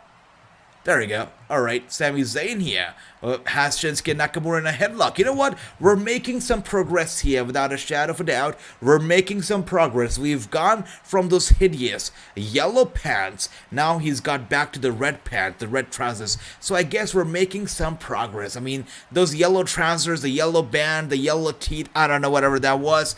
Hideous. This one, I'm getting a little bit of the glimpse of the King of Strong Style, at least in terms of the outfit, so I guess this is a good idea. And, alright, with the cartwheel from Shinsuke Nakamura, he gets Sami Zayn down with the arm, twisting the arm of Sami Zayn, and just stretching it, now has Zayn in a headlock, and Zayn trying to get away. Let's do this, I will win the Galactic title. There you go, Clay, let's do it. And Sami loves being delusioned, that's right, very deluded indeed. And Sami Zayn is a goofer but that's right, he really is. The ultimate fanboy. I guarantee you, Sami Zayn paid $2,500 for that. You're right, he probably did. He probably did. And now with those big kicks to Sami, he's such a big Bloodline fanboy that he does not even take off the Bloodline t-shirt for this match. There you go. And Shinsuke Nakamura actually dominating a match for once. Good for him. Good for Shinsuke Nakamura. Getting a bit of a spotlight here. Good. Maybe WWE could bring back 3MB or Edge's new faction could beat the Bloodline, but I would love that. Edge's new faction against the Bloodline would be hot. But I guess the one reason they are in separate brands is because you don't want to have two big factions on the same brand because the other brand is going to be left with nothing. So yeah, I would love that match. Perhaps we get that at Survivor Series or something, but I'd love it. And we have the King here, Michael King. Good to see you, brother. Happy Friday night to you. Shinsuke Nakamura wearing his Power Rangers. That's right, he is wearing his Power Rangers pants, and he is in trouble again because Sami Zayn going with those big punches on Shinsuke Nakamura's head right there. Nakamura down, and Sami Zayn is in control. Age of the NWA show they had for this week was alright, only for the wrestling, not so far for the commentary team. They have Tyrus. Oh my gosh. By the way, Tyrus, I don't know how this happened, but Tyrus has landed such a good gig with Fox Sports where he's reading the news, he's debating. He has his own show on Fox Sports. So good for Tyrus, his own podcast too. Wow, good for him. I'm not a fan of his commentary, just like Andy says right there. But literally, the guy really made it big in the mainstream media. Good for him. And Chris says this is not the biggest night in tag team wrestling because Vince doesn't care about the tag teams, which makes me think the match will end in DQ. Chris, brother, I'm with you. I totally 100% believe that we're not going to be seeing the unification of the tag team titles tonight. And there you go. That's right, Michael, brother. Thank God. It's Friday. Hallelujah. It's Friday. And as we can see here, Shinsuke Nakamura has Sami Zayn in his position, gonna go for the superplex. Is he gonna be able to do it, or is Sami Zayn gonna fight back? Let's see. Actually, he's fighting back with those punches to the midsection of Shinsuke Nakamura. Sami Zayn with an elbow strike to Shinsuke Nakamura's head right there. Shinsuke Nakamura is in trouble. Yeah, he's getting a bit dizzy. Sami Zayn just pushes him, kicks him off the rope, and now Sami Zayn is in control for now at least, as he's on the top turnbuckle, looking, whoa, he was looking for the big dive, but Shinsuke Nakamura gets up real quick. He just spreads the leg of Sami, he goes down on the turnbuckle. Shinsuke Nakamura looking for the King Sasha, looking for the big one, and there he goes, Sami Zayn with a counter, and Shinsuke now with an elbow strike to Sami, once again going for the big boot, and Sami Zayn has been tossed to the ringside. He was sitting on top of the top turnbuckle, but Shinsuke Nakamura, his leg was grabbed by Sami Zayn, who then tosses him to the ringside. So there you go, guys. With that being said, this is the second commercial of the night. And yes, we're keeping count. We're keeping a track of the number of commercials we get tonight. This is the second one. Plus, if Uso win, they'll be champions of both the brands. But the other wrestlers like FTR are champions in ROH and AAA. That's right, Chris. Indeed, brother. And Hassan, bro, good to see you. Roman Reigns is obviously set to lose to The Rock. But the Usos, I can't see any team who WWE would have beat them.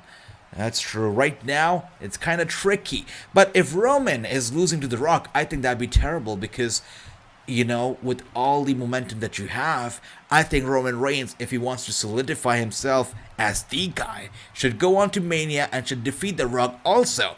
If you want Roman Reigns to be big in Hollywood, which we know Nick Khan has said in the past, and back in April actually, not too long ago, Nick Khan said that he would be happy to help Roman Reigns transition over to Hollywood, to the films, and he would be happy with WWE helping Roman out to, you know, make his Hollywood career. So if they want to do that, and if they want Roman Reigns to go big in Hollywood, I think there's no bigger way for the WWE to make a statement than to have Roman Reigns defeating the Hollywood icon Dwayne "The Rock" Johnson right there in Hollywood. Roman Reigns cementing himself as the top guy, not just in the WWE, but also in the eyes of the Hollywood elite. Right there, as they have WrestleMania 39 in Hollywood this year. So I think if they really want to transition him over to Hollywood, that would be a good statement for them to make, with Roman Reigns defeating The Rock in Hollywood in front of the millions and millions. And Michael Cole calling him Shin is annoying. I believe so too. I think so too. It is super duper annoying. I agree with you, True. WWE should put the almighty Bobby Lashley, Apollo Crews, and Shelton Benjamin together as the Hurt Business. I agree. Yeah, I would love that. But if you look at the Hurt Business now, it's gone down in shambles. I don't even know what Cedric Alexander is even doing anymore. He looks like he's out of his mind. He can't pick a side. Stupid whatever Shelton is doing. But yeah, I would love to see Bobby, Apollo, and Shelton together. Would love that. Cedric is definitely out of his mind, so these three, would love them together. And Chris says it's the women tag team title that Vince doesn't care about, sadly. And this is a long commercial, by the way. Second commercial, pretty long. And let's see, Andy says Tyrus being the TV champion was the second worst idea.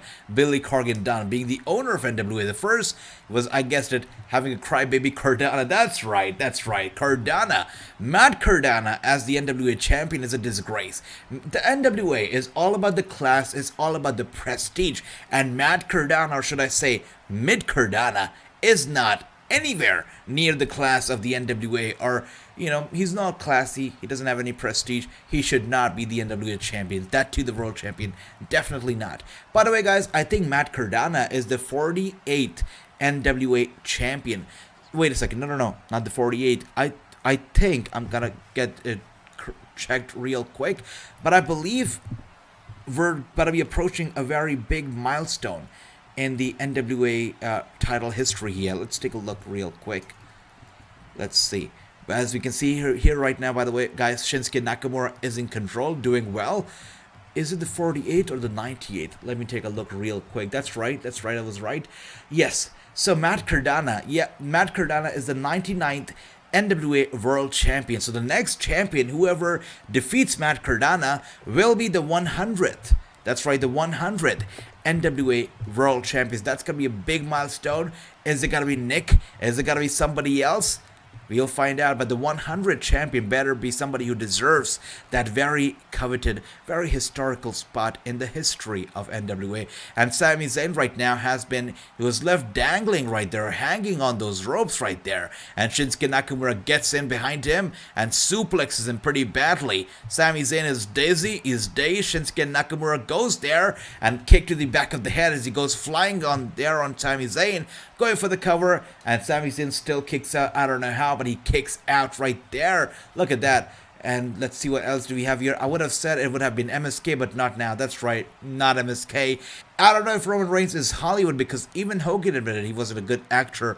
But you never know, brother. You never know. I think he's going to make it. If he doesn't make it, he's definitely going to try for sure. Roman Reigns vs. Rock has been built up for the last couple of years, indeed. And you know, another Rock match that was built up, and we were this close to actually seeing it, was The Rock versus Triple H. What a build-up that match has had. They actually teased it at one point on SmackDown, a few years ago, but that match we never got to see it. Never got to see it at WrestleMania, which sucks. And Shinsuke Nakamura right now ringside with Sami Zayn. Sami Zayn in trouble. Shinsuke Nakamura went running to Sami. He grabs him and he smashes him down hard to the mat. And Sami Zayn makes it to the ring real quick. 5. It's a 6 right now. 7. It's a 8. 9. And Shinsuke Nakamura makes it to the ring. There you go. I thought it was going to be a countdown. But Shinsuke Nakamura makes it to the ring. There you go. Nick Aldis. I totally agree, Victor. Nick Aldis and Camille. When Nick Aldis was holding the NWA World title, and Camille, obviously, your female, your women's champion, I was like, NWA is all about the class. Look at Nick. Look at Camille. The best that any promotion, I guess, has to offer when it comes to the class, the prestige. Really, both of them so good and really represented NWA in the best fashion possible. I love both of them as champions. I would like for him to be the 100 champion too. He was that good as the NWA champion. By the way, Sami Zayn has been tossed right there. I don't think he's going to be getting up here. And there you go. With that being said, you guys were all right, guys. Shinsuke Nakamura does pick up the win. There you go. 1-0 right there. 1-0. That's right. Shinsuke Nakamura does pick up the win, and that's good because, you know what? I want Shinsuke Nakamura to be serious again. I want him to slowly go back to the king. If not the king, at least be the prince of old style, of strong style. Do something, Shinsuke.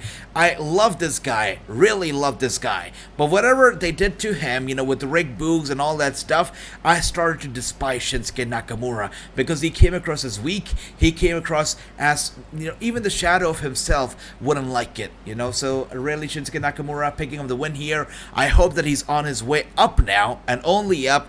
It doesn't go down. Let's see. And as you can see here, Chris says Postman Pierce was one of the longest NWA. That's right, brother. NWA has such a rich history, and somebody was telling me that MLW sees themselves as NWA on the same par, and I told them that I respect MLW, but you cannot tell me that MLW is the same as NWA, because winning the MLW championship is great, but if you talk about the NWA championship, it comes with the years and the decades and decades of history, which the MLW title does not have. So really, it's a whole different picture. MLW, NWA, even though they put on weekly shows, kind of a similar fan base, but cannot compare them. Absolutely not. And WWE haven't built up anyone to beat Roman Reigns. That's right, James. And that is why I totally believe that he's going to be going all the way to Clash of the Castle and dropping the title, one of those titles, to Drew McIntyre. Maybe Money in the Bank, maybe not, but I think he's going to be dropping it for sure. And Chris, beautiful stuff. That's right, Clay. I acknowledge you. True, beautiful. Jeff, Victor, Kenneth. Great stuff, guys. Good prediction score right there. John Moxley should go to NWA, says Chris. And when the 100th NWA champion, but NWA and AEW are not on good terms, and Tony Khan is to be blamed for it. He has to be blamed for it. It's been 30 minutes and only one match. AEW would have at least, that's true, at least 2 matches by now for sure, and that 2 good matches. And it's been over 30 minutes, 33 minutes to be precise, and we've only seen 1 match and 2 commercial breaks so far. So that is interesting. And Lance says AEW posted a video on their YouTube channel of Bryan being stuck. I wonder if it was actually a work. That's interesting, the fact that they posted a video of it. Interesting. Anybody here thinks it's a work? I mean, that's a weird way. I don't know, because that's a weird way, you know. I cannot imagine it. I cannot imagine Tony Khan being so stupid, because it actually portrays a bad image of the production. It actually, you know, basically puts a spotlight on the flaw in your production, in your arena, which if I was a promoter, I would hate for fans or anybody to know that there is a flaw in my stage or my production. So if that's a work, really, Tony, come on. But if it's not a work, yeah, it's weird that they put it on their YouTube channel. Maybe they did it for the views, you never know, because they know that our fans, by the way, AEW fan base, they know that nothing's hidden from them. They know that kayfabe is dead in AEW. They know it very well, all right?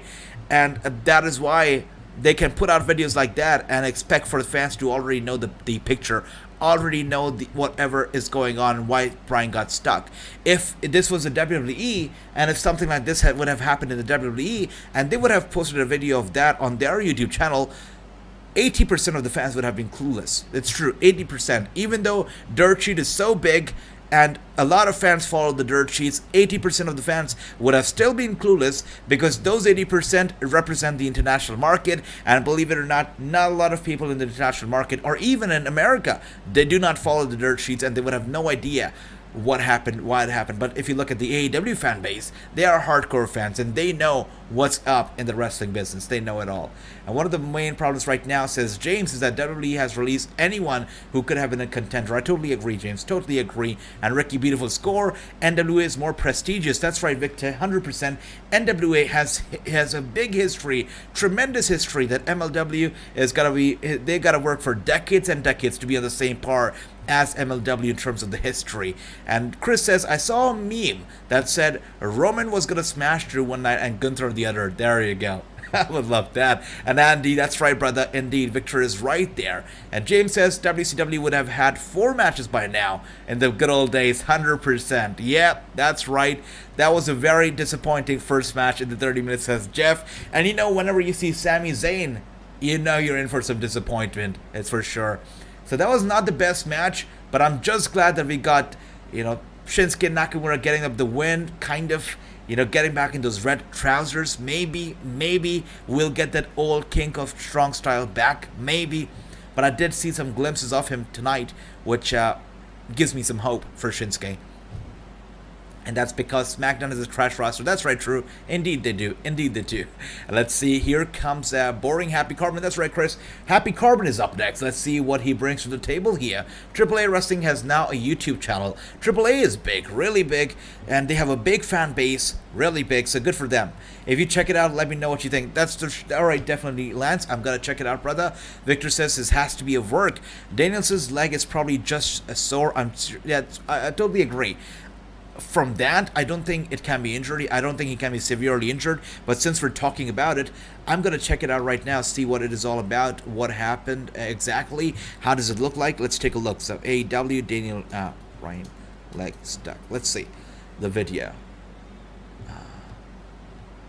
It's funny because when I look it up on YouTube, I see all these videos from, you know, fans, but not from AEW itself. Oh, now I see it. All right, so, hey, maybe they did it for... I still don't think it's a work. I don't believe so. They probably did it for the views, guys. I'm telling you. Or, you know, the fans would have been like, oh, look at them. They cut it out. They cut it off. You know, just like you'd expect for them to cut it off. But AEW was like, no, you know what? We're different. We're not going to be cutting it off. We're not going to have secrets from you. We're going to put it out on social media, basically proving a point. But I'm looking at this right now. I'm sorry I cannot actually show it to all of you as I'm watching it because of copyright and whatnot. But I'm looking at this right now, and I can see that this was very real. Yeah, definitely not fake. 100%. I don't think it's a work. It does look real. Look at just Bryan. He looks very concerned as he's lying there. He's telling the referee. He looks a bit panicky. He's telling the referee that he is stuck. Yeah, I don't think it's a work. Yeah, it does look like he's stuck. Yeah, it looks genuine to be. And even Moxley is coming right there. Look, he's trying to help him out. But Bryan is not able to get out. Yeah, it looks like he's stuck indeed. Yeah. No. Wow. And he was stuck there for a long time for sure. Now the video that they've put out is 4 minutes and 44 seconds. What we read on the dirt sheet was that he was stuck for about 10 minutes, so that is interesting. But yeah. Terrible. And as he's walking away, it seems like he was limping as he was headed to the back. But I do believe from that video that they have put it out on their YouTube channel, it does look like it was real, not kayfabe. It does look real to me. But let me know what you guys think. Check it out. Check out the video on their AEW's YouTube channel. They have put the video of Bryan Danielson getting stuck right there between the ramp and the ring. Let us know if you think it was kayfabe or was it work. Wait. Welcome to Happy Talk. Alright, so we have Andre the Giant Battle Memorial Royal trophy right here and Happy Corbin right next to it with his little promo. Let's see what it's about. Now, none of you understand how good it feels to be me. I'm tall, I'm handsome, I'm wearing a $12,000 hat and a $70,000 watch. Yeah, that's definitely not a $12,000 hat. I can tell you that. I rid the WWE of that mouth-breathing moron. Alright, so I can see that Ricky says he saw the video, the injury is real. Yep, and Andy says it's just a storyline, Bryan is just fine. Storyline or not, I think Bryan is just gonna be just fine. You know, it didn't look too bad. Yes, his leg got stuck right there, and when it does get stuck right there, you know, the circulation of your blood stops when your leg or any part of the body is stuck. You know, with extreme force, the blood circulation stops right there, and you go numb in the leg or numb in the part of your body that is stuck. So I think that is what would have happened to Bryan as he was making his way to the back. His leg probably went numb. You know, his leg got severely compressed, so that, you know, would have definitely caused some damage. But I think he's got to be fine. He's got to be good to go. I think so. Didn't look too bad. And enough with these stupid, meaningless promos. That's right, Jeff has had enough. Jeff says, enough. We've seen enough of these. Stop it. Stop the pain. But now, Fine, a whole hell of a lot of money for that. I'm surprised that this is still going on between Happy Corbin and Madcap Moss. I thought it would last maybe a month, 2 months, but they're stretching this for sure. They're really stretching it. Same person, Victor. There you go. That's right, Andy. I also get confused. Bryan Danielson, Dale Bryan. It's confusing. That's right, Clay. I acknowledge you. And that's right, Victor. Corbin should have been WWE champion, says James. Yeah, I mean, the lone wolf could have been the WWE champion. Happy Corbin? You don't know. You don't know. But whatever he did to Madcap Moss last Friday, literally just crushing his neck between that steel chair, was terrible. I hope Happy Corbin's okay wherever he is. I hope he's in good health. That's right. You should all learn from that. You should appreciate all the things you had. You should show your boss total respect. There you go. Calling himself the boss, he says that Madcap Moss should have shown me respect. And, you know, he did not show me respect, and that is why he suffered the consequences. So he's telling the fans, you should all take something out of the storyline, learn from this, because if you don't show your boss respect, this is what's going to happen to you as well. It probably won't be as brutal, but you get the picture, get the idea. Drake Maverick versus Roman Reigns at Mania. What do you think of that idea? I think it's beautiful, for sure. Give me Rockstar Spud versus Roman Reigns. That is what I'd like to see. And FC brother, good to see you. Hello, hope you're doing well. Be lucky if you get 2 matches. That's right. Actually, you have a valid point, because if you look at the time right now, we have like 15 minutes left before the first hour is over, and we've already seen 1 match so far, so we could be seeing only 1 match in the first hour. It's likely, you never know, because the only match that's actually announced for tonight is the unification, so any other match that we get, probably impromptu, so we'll see. Wow. He thought I could be the butt of all of his jokes. He called me the big bald wolf. That's right. It's cute. You know, any fan who's listening to this promo right now carefully and paying attention and not blinking their eye is what I call a hardcore fan, really. I mean, come on. I cannot take this seriously, and be lucky if we get first 2 matches. That's right, Jeff. I agree. And Victor says, oh my god, what a waste of time. Now you know why I love AEW. There you go. Because I huffed, and I puffed, and I put Madcap Moss in an ambulance. That's right, he did. He's a new Veer Mahan. He puts people in ambulances. That's right. That's right. And Reigns would kill Maverick, but I would love to see that match for sure. And Victor says Woods versus Butch was also announced. All right, it's been announced too. That's nice. That's good. And True, you guys crack me up. True here says Roman Reigns versus a broomstick at Hell in a Cell. And actually, that would not be the first time that we'd see a broomstick match, because if you remember, when Triple H first came into authority, people didn't like it. Wait a second. Can you show the Andre the Giant Memorial Battle Royal any more disrespect? Can you show it any more disrespect? Come on. You gotta be kidding me. Oh my gosh. This is not disrespectful towards Madcap Moss. No. It's disrespectful towards the Andre the Giant and his Memorial Battle Royal. That is what is disrespectful towards. I think it's terrible what they did here. I don't know. I understand nuclear heat, and you gotta do stuff to get nuclear heat, but really disrespecting a legend and a match that's been, you know, come on. I have no words right now. You gotta be kidding me. He literally destroyed that 1 match for which people, you know, they wrestled at WrestleMania to get that trophy. He destroyed that very trophy right there. Destroyed the very essence of that match. You gotta be kidding me right there. Terrible. And that's right, True says Corbin still has his trophy. That's right, maybe that's why he destroyed it, because he has his own piece. So, but I think it's terrible what he's done. Should not be happening. Definitely not. It's a bad idea. And let's see, what else do we have here? Waste of time is Dominic on SmackDown. That's right. Where is Dominic when we need him? We need Dominic. Should be here. By the way, I'm still confused with this whole Drew Gulak getting his TV time here. Like, why does he get TV time? And the bigger question is that, why? What is he doing? First the ring announcer, then he became an interviewer, then the bell keeper, then he wanted to be a wrestler, but he got destroyed by Gunther. So really, what is happening with Drew Gulak? I'm very, very concerned about this guy. And that's right, he broke the trophy, and I don't think it was a good idea. Absolutely not. And Roman Reigns versus his own shadow. That's right. That's the match that we're gonna get. And speaking of matches, this match has got to be good, because it's time for Gunther. Ladies and gentlemen. That's right.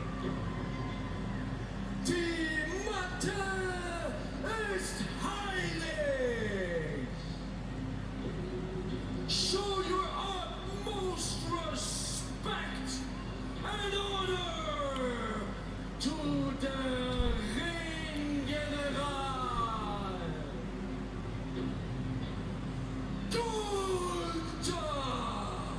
Nice. Sweet introduction right there.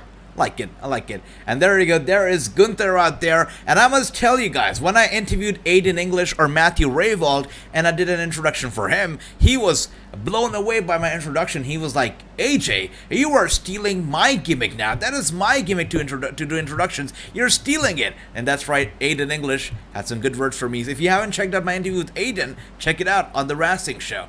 And let's see. Ricky with those thumbs down. That's right, Ricky, I agree with you. The trophy should not have been destroyed. Who remembers when Brian Christopher pinned a bottle of Head and Shoulders? Wow. Okay, wow. I don't remember that, but I gotta check it out.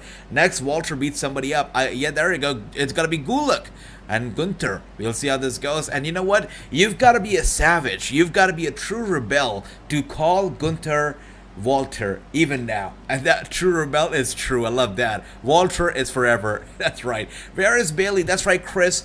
This is, we're about done with the first hour of the show, and we haven't seen Bayley. We haven't seen the shadow of Bayley. No mention of Bayley whatsoever yet, which is concerning. Are we going to be seeing Bayley tonight? What do you guys think? Let us know. I picked Gunther to win. Sorry, No, Ricky, don't be sorry. You're the best. By the way, I'm going to set up a poll right here just for Clay and Chris. Could RV gonna see Bayley here tonight? Let's see. Is it going to be a yes or is it going to be a no? Let's see. All right, the poll is up now. It's a Bayley poll. Are we gonna see her? Are we not? Let's find out. Drew Gulak is a wannabe. That's right. I mean, he wants to be everything, but he's good at nothing, sadly. Walter to win says true. I love that. Oh my god, another squash match with Gunther for the win. That's right. He's going to win 100%. Walter for the win. Gunther wins. I pick, that's right. FC says goo. I mean, Walter to win. That's right. Walter is going to win. Is Bayley still? She is still with the company. Yeah, she is still with the company. I'd be very surprised if she gets released because, she's going to get picked up like no tomorrow. But she is still with the company right now.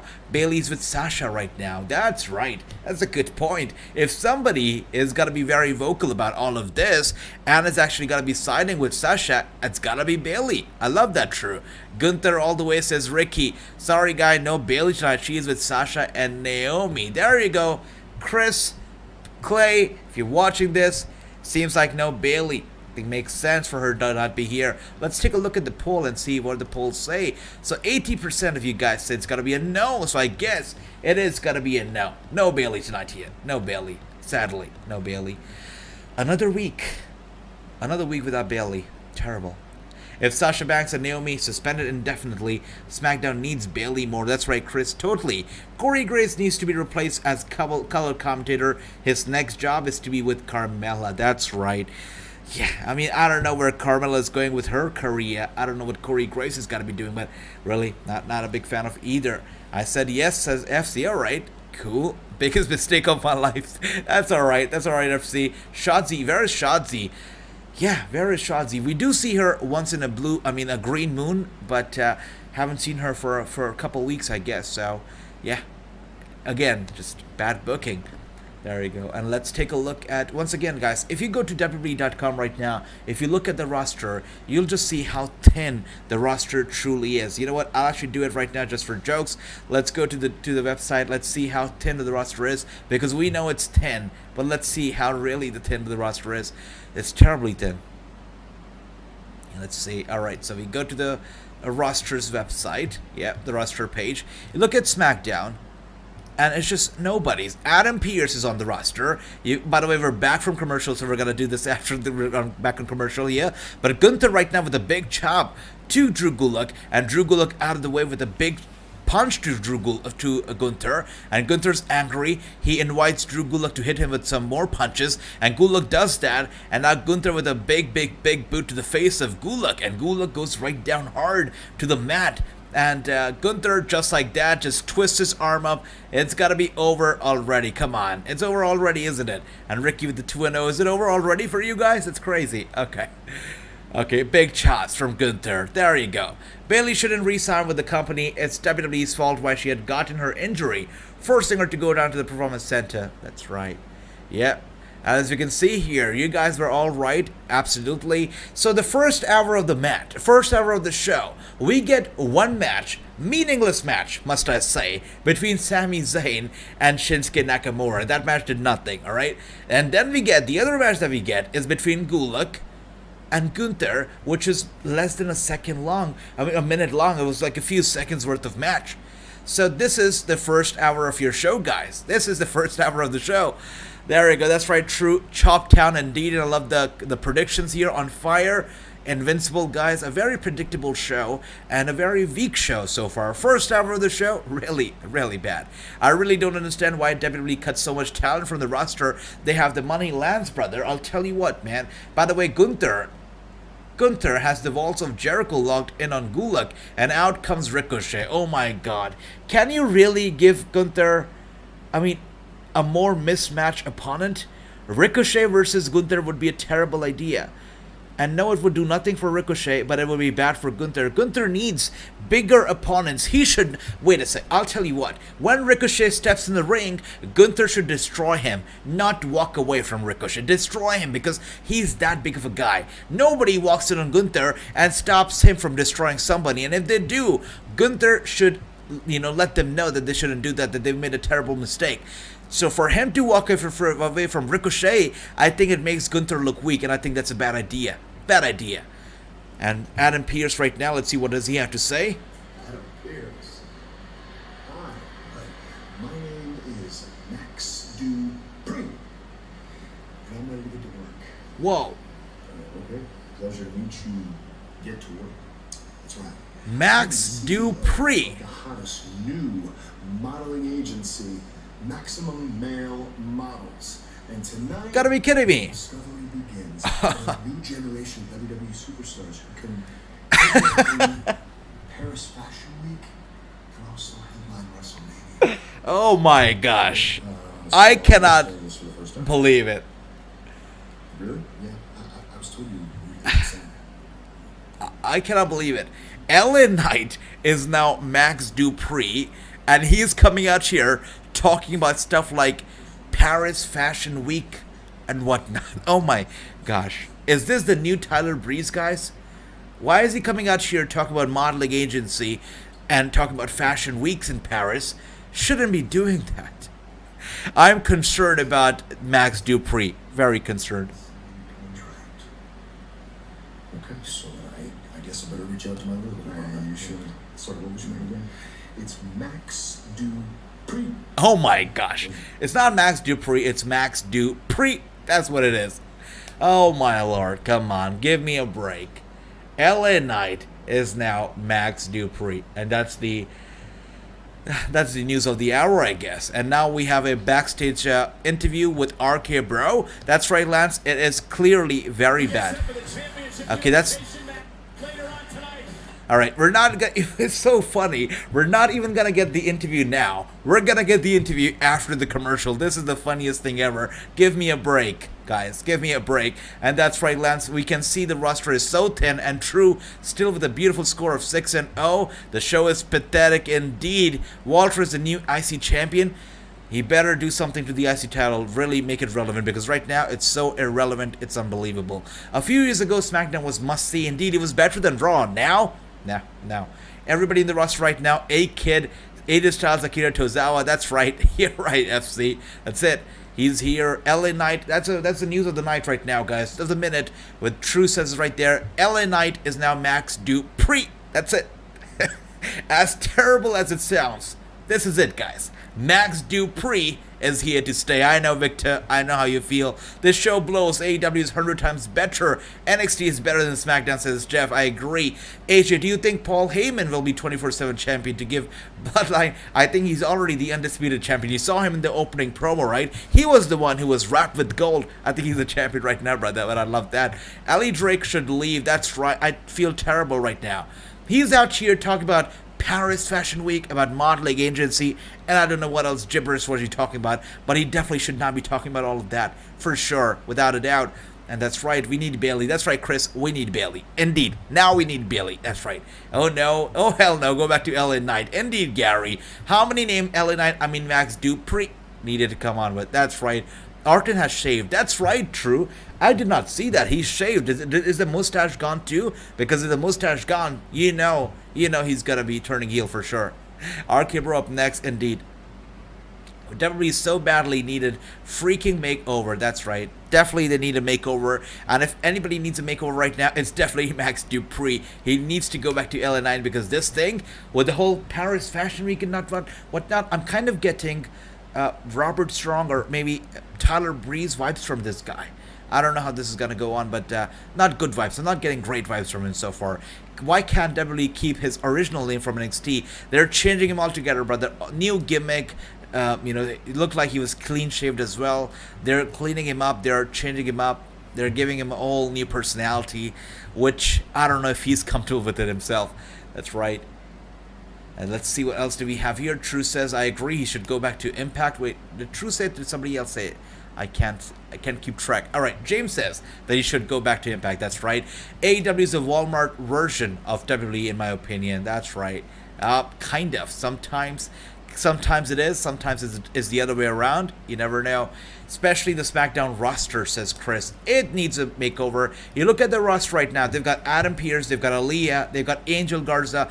Big E, who's, by the way, sidelined. Butch. Charlotte Flair, who's out to get married. Then you got Drew Gulak, you got Drew McIntyre, you've got the Viking Raiders, who are super irrelevant only when they're on NXT, only when they're on SmackDown. When they're on NXT, they're kind of relevant, but when they're on SmackDown, they're super irrelevant. So there you go. And you've got Gunther, Happy Corbin, Humberto, Usos, Jinder Mahal, who we never see, Kayla Braxton, Kofi, Lacey. Lacey is not even on the SmackDown roster. WWE is so ashamed of their roster that they have inactive and people who are not even on the roster listed as they're on the roster right now. Come on. Yeah, you basically have nobody on the SmackDown roster. It's super thin, super duper thin. The only people who are actually active on the SmackDown roster right now are Ronda Rousey, to a certain extent, Roman Reigns, Ridge Holland, Sheamus. That's it. Madcap Moss, you never know what's going to happen with him. Gunther, Happy Corbin, Usos, Drew McIntyre, Drew Gulak, and that's about it, guys. You got nobody else. Literally nobody else. And I'm not even exaggerating that. This is the reality. I think Heyman has been 24/7 champ. Has he been? I don't think so. Maybe. Let's see. Tonight we heard from the Bloodline, who seemed extremely confident heading to tonight's tag team unification match. The Usos are convinced they're walking out tonight as the undisputed tag team champions. Yeah, I heard the Usos, and the only thing they're convincing is they're trying to convince themselves, or they're trying to convince the WWE. By the way, guys, Rampage should be a show that should be that goes head to head against NXT Level Up. So Rampage should be taking on NXT. Rampage and SmackDown should not technically compare, since one is a 2-hour show, one is a show that's been running for decades and decades, one is a show that is, the main show of their, main brand show. But if you look at Rampage, it's a 1-hour show, it's a sidekick show, it should not be compared to SmackDown. But if you look at Rampage tonight, superior wrestling, just amazing wrestling, really entertaining in that 1 hour. We saw incredible talents, incredible matches, and a lot of matches actually. SmackDown, it's been 2 hours, it's been an hour already. We've seen one match, and another match was like a minute long, and we've seen a bunch of promos, some backstage interviews, and that's about it. So tonight, SmackDown, it sucks. Really, it sucks. I said that Raw was bad this week. SmackDown's even worse. That's right. And WWE is quickly losing its grip at the top. Really is, definitely. And Lance says you must not like good wrestling. Indeed, and I understand that people, love SmackDown and love WWE because it's been a part of our childhood. It's been a part of our life, basically, for a lot of us. So it's hard, to have another company just take over that sweet spot in our heart that WWE has and secured for over the years. But it's hard to also oversee the quality wrestling that AEW is putting out there every single week and how better it is than the WWE. You know what is absolutely ridiculous, guys? It is the fact that we came back from commercial and we saw that RK Bro interview backstage, and with that being said, we now switch to a progressive commercial, which is basically highlights from the previous week. I think this is ridiculous. It should be unacceptable. We've been sitting out here for an hour already, and we've just seen about 8.5 minutes of wrestling. That's about it. It's ridiculous. It's ridiculous. What happened to the Street Profits? Yeah, whatever happened to them. You know what? I'm not a big Street Profits fan, James, so I'm alright. I'm okay. But they're gonna be back soon. I guess when RK Bro are done with the Usos, they're going to be wrestling the RK-Bro again. As I said, I do not expect the titles to unify tonight. Do you guys expect the titles to actually unify tonight? Tonight's show has been so lackluster, really lackluster. They have booked the whole show on the basis of the title unification. Hear me out, guys.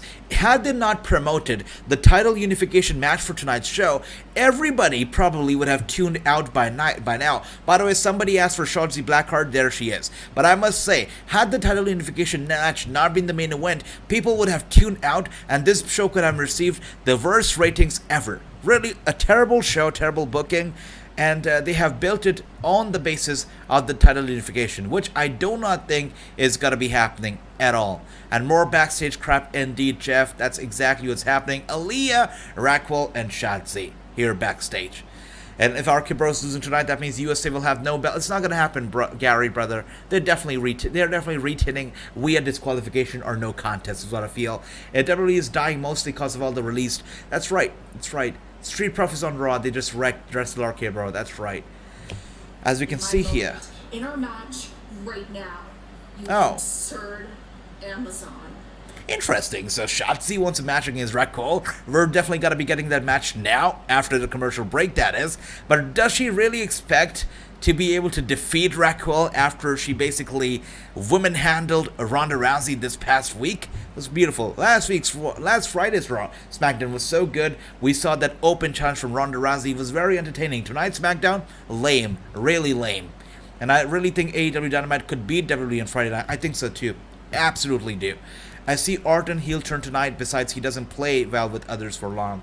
I do agree, Victor, and I would love a heel turn from Orton. Would absolutely love it. By the way, guys, I must say that Dynamite, even though it feels like they could beat SmackDown on Fridays, here's another thing. If you look at the whole international ratings, it's again going to be SmackDown that's going to reign supreme, that's for sure. Also, WWE has a lot of casual fans, which AEW makes a big mistake at underestimating. AEW, I feel like this is their biggest mistake, is that they don't cater to the casual fans, which is a problem. They keep calling this wrestling. They say this is real wrestling, and with that kind of an attitude, they also kind of push back the casual fan base by making it too technical, too complicated, and too hardcore of wrestling of a product. So until and unless they really cater to the casual fan base, they're not going to be able to beat the WWE's main roster shows. That's what I feel. I could be wrong, but that's what I feel. I love WWE, says James. And with that being said, I told you guys, we're going to be getting this match now, but only after a commercial break. Impact Wrestling was way better than SmackDown, says Ricky. And True says if Rampage goes for 2 hours, it will beat SmackDown. Likely for sure. And Victor says, I see Orton heel turn tonight. That's right. I would love that. James says, I love WWE, but it needs to get its act together and change like it did in the 1990s. I'll talk about that in a second. All right. Now we're in commercial. Now I can talk about it. So a lot of people say, why did they release all these stars? They have a lot of money to, keep these stars on board and put on these great shows. If you look at the statistics, if you look at the profits that WWE is making right now, it's record profit. They have never made so much money ever in their lifetime, in the lifetime of the company. Never, ever. If you look at the Attitude Era, a lot of people say that the golden era in the WWE or wrestling was before the 2000s, was the 1990s, 1980s, 1970s, but WWE never in any era made as much money as they're doing right now. They are having record profits, and that is mainly because of their business strategy, because they let go of so many talent. That is why they're making all these record profits. That is it. That's it. So yeah, what is once lost, which is the talent's loss and the fans' loss, it is the WWE's gain, ironically.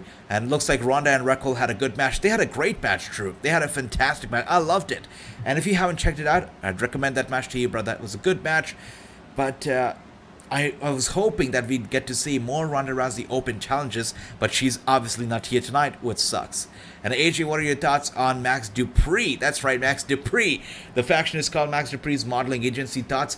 Brother, great question. Again, I would like to throw this question out to all of you. What do you think about the whole Max Dupree and his modeling agency? I'm concerned because LA Knight's such a badass, right? So good. Max Dupree comes in. He has a modeling agency. He's talking about Paris Fashion Week. this could work, because you know what, I'm gonna keep an open mind here, and I'm gonna say that we have a lot of badasses on board, right? A lot of hard-hitting wrestlers on board, a lot of typical traditional wrestlers on board. So if you give somebody a gimmick, not saying Max Dupree is a great idea, but if you give somebody a unique gimmick, a character, it can work out for them, definitely. I don't know if Max Dupree is gonna be able to make it work out for him, because it's a terrible gimmick, but only time will tell. Now, it does help him in a certain way, because it makes him stand out from the rest, which is good. But again, we've seen similar gimmicks with the likes of, you know, Tyler Breeze and whatnot, and it did not work out, so I'm concerned. Right now, my thoughts are that I am concerned about Max Dupree. But let me know what you guys think. And Lame as Elias says, true, there we go. We have 7 women on the SmackDown roster. Terrible. Shotzi Mrs. Beautiful. That's right, James. 6 feet of disappointment is true. That's right. But I love her. She's great. Raquel is great. There's more superstars on Raw. Indeed, there's a lot of stars on Raw. SmackDown, not nearly as much. And also, the star power on Raw is there. SmackDown, not nearly as much. And Jeff gives it a 0 out of 10 so far, and I agree with that, brother. Really, the show has been lackluster. Very, very lackluster. Let's take a look at what else we have. The Fiend was the biggest surprise that got released, indeed. And if he was still on board, we'd be doing great. This is a rematch we saw NXT last year. That's right, Ricky, absolutely. Riddle will be turning heel, says James. See, I would still like Randy Orton to turn heel, but you never know. As long as the RK Bro, they're splitting up, I'd be a happy man. So let's go. Let's split them up. These women we have without Bayley. That's right, Ricky. Terrible, right? Terrible. WWE is simply sports entertainment, not professional wrestling, says Victor. And he says it in caps lock. So yeah, that's right. They are all about the sports entertainment, and they don't deny it. Stephanie McMahon does not deny it. Nobody does. It is true. They're all about the entertainment, and right now they're more corporate-y than they've ever been. They're more about the business than they've ever been. That's true. Raquel to win says true. That's right. She's got to win for sure. After the tremendous performance against Ronda Rousey, there's no way Raquel is losing to anybody. And look at that. FC says, don't forget about Braun Strowman. That's right. Or even playing field Shotzi Blackheart would have defeated Raquel. That's true. That's true. And by the way, wow, over 40,000 tickets have been sold out already for the Clash at the Castle show that's going to be taking place in Wales very soon, September 4th. So that is great. And by the way, guys, I must say that Authors of Pain are doing this big show in Nottingham, UK. If you're in the UK right now, if you're anywhere near Nottingham, I would recommend you guys to check it out. Seems like a decent show. But the very interesting part about that show is that they're doing it in a 10,000-seater arena. That's like the arena has 10,000 seating capacity. Now for an independent show, that too the first ever show, selling 10,000 tickets is a big deal. Are they going to be able to sell 10,000? Or is it going to be a few hundreds or a few thousands? What do you guys think? Let me know. And as you can see here, Raquel has the arm of Shotzi. She grabs her, lifts her up. Shotzi is in trouble in mid-air. Shotzi is in severe trouble. This match is going to be another, short match, probably lasts a few seconds. One match tonight, the 1 minute squash does not count. That's right, Lance, brother. And this also, I'm pretty sure, is going to be a squash. And he says, when Eddie Guerrero was alive, that's when WWE meant something good. It's kind of true. When Eddie, sadly, unfortunately passed, we saw a lot of tragedies going down, lots of tragedies, the Chris Benoit and all that. And kind of went downhill. It's true. I honestly don't see WWE lasting another 10 years. That's a big statement, James. We'll see. And Shotzi was going to go for a roll-up right there. But Raquel, of course, the strength of Raquel doesn't let Shotzi get her down. Raquel just grabs her by the throat, lifts her up, sends her down to the turnbuckle. Shotzi, with those kicks to Raquel, grabs her hair. So I guess Shotzi has the upper hand right now because she has the main roster experience, whereas Raquel, still a newcomer, so it's okay for Shotzi to sort of have the upper hand, I guess. So also the wrestlers in WWE are making more money now because of the competition. Indeed, Victor, indeed they are. That's right. Dupree is lame for now. That's right. I totally agree, True. 100%. Crap, it's just Vince McMahon burying another great talent. That's right. I'm concerned for LA Knight. I really am. Totally am. I can't stand watching WWE shows for quite simple. They have been making wrong directions for many years. I agree, brother Andrew. And he totally agree. And look at that. Shotzi was going to go for the big knee on Raquel. Raquel doesn't sell that at all. She grabs Shotzi's head, gives her a big headbutt. Shotzi no-sells that, and she was gonna go for a big move right there of the top turnbuckle. Raquel grabs her, and she's gonna be slamming her down hard. It seems. Is Shotzi gonna be able to get out? Oh, no. She's not gonna be able to do it. And there you go. Raquel just tosses her across the ring, much like she tossed Ronda Rousey last Friday. I still remember that. What a great match that was. And FC says, I grew up with Attitude Era. I'm still watching because wrestling is still around. That's right. It's all about the wrestling. It's all about our love for professional wrestling that makes us tune in. That's true. Max Dupree, that's right, will end up burying LA Knight. Indeed, Gary, indeed. As we can see here, you guys were right. You guys are crushing your predictions because, as we see, Raquel just crushed. She just crushed Shotzi Blackheart with the win right there. That's right, Zaya Lee Brookside is lovely. That's right, Andy. I see those big old eyes from Victor from Zaya as well. That's nice. By the way, is anybody else concerned about Raquel smiling so big? Like, this is similar to Apollo Crews smile. That's a big smile, and I'm not saying that she should not smile. She has a beautiful smile, which she should definitely embrace. But she just is so tall, such a dominating figure. I feel like she'd be better off being this angry woman or a determined woman than this very happy-to-go-lucky woman. I mean, she's smiling bigger than Ronda. I've seen Ronda Rousey smile in the WWE ring, and Ronda Rousey is supposed to be the #1 babyface on SmackDown right now. So Raquel has a bigger smile than Ronda. I think that's a problem. I do think so. And let's see. FC says in 10 years there's going to be one person in the roster, McMahon. There you go. That's right. True. I see those big eyes from True for Zia Lee as well. I like that. There you go. FC says that still the show rating 0 out of 10. Max Dupree is definitely going to stay.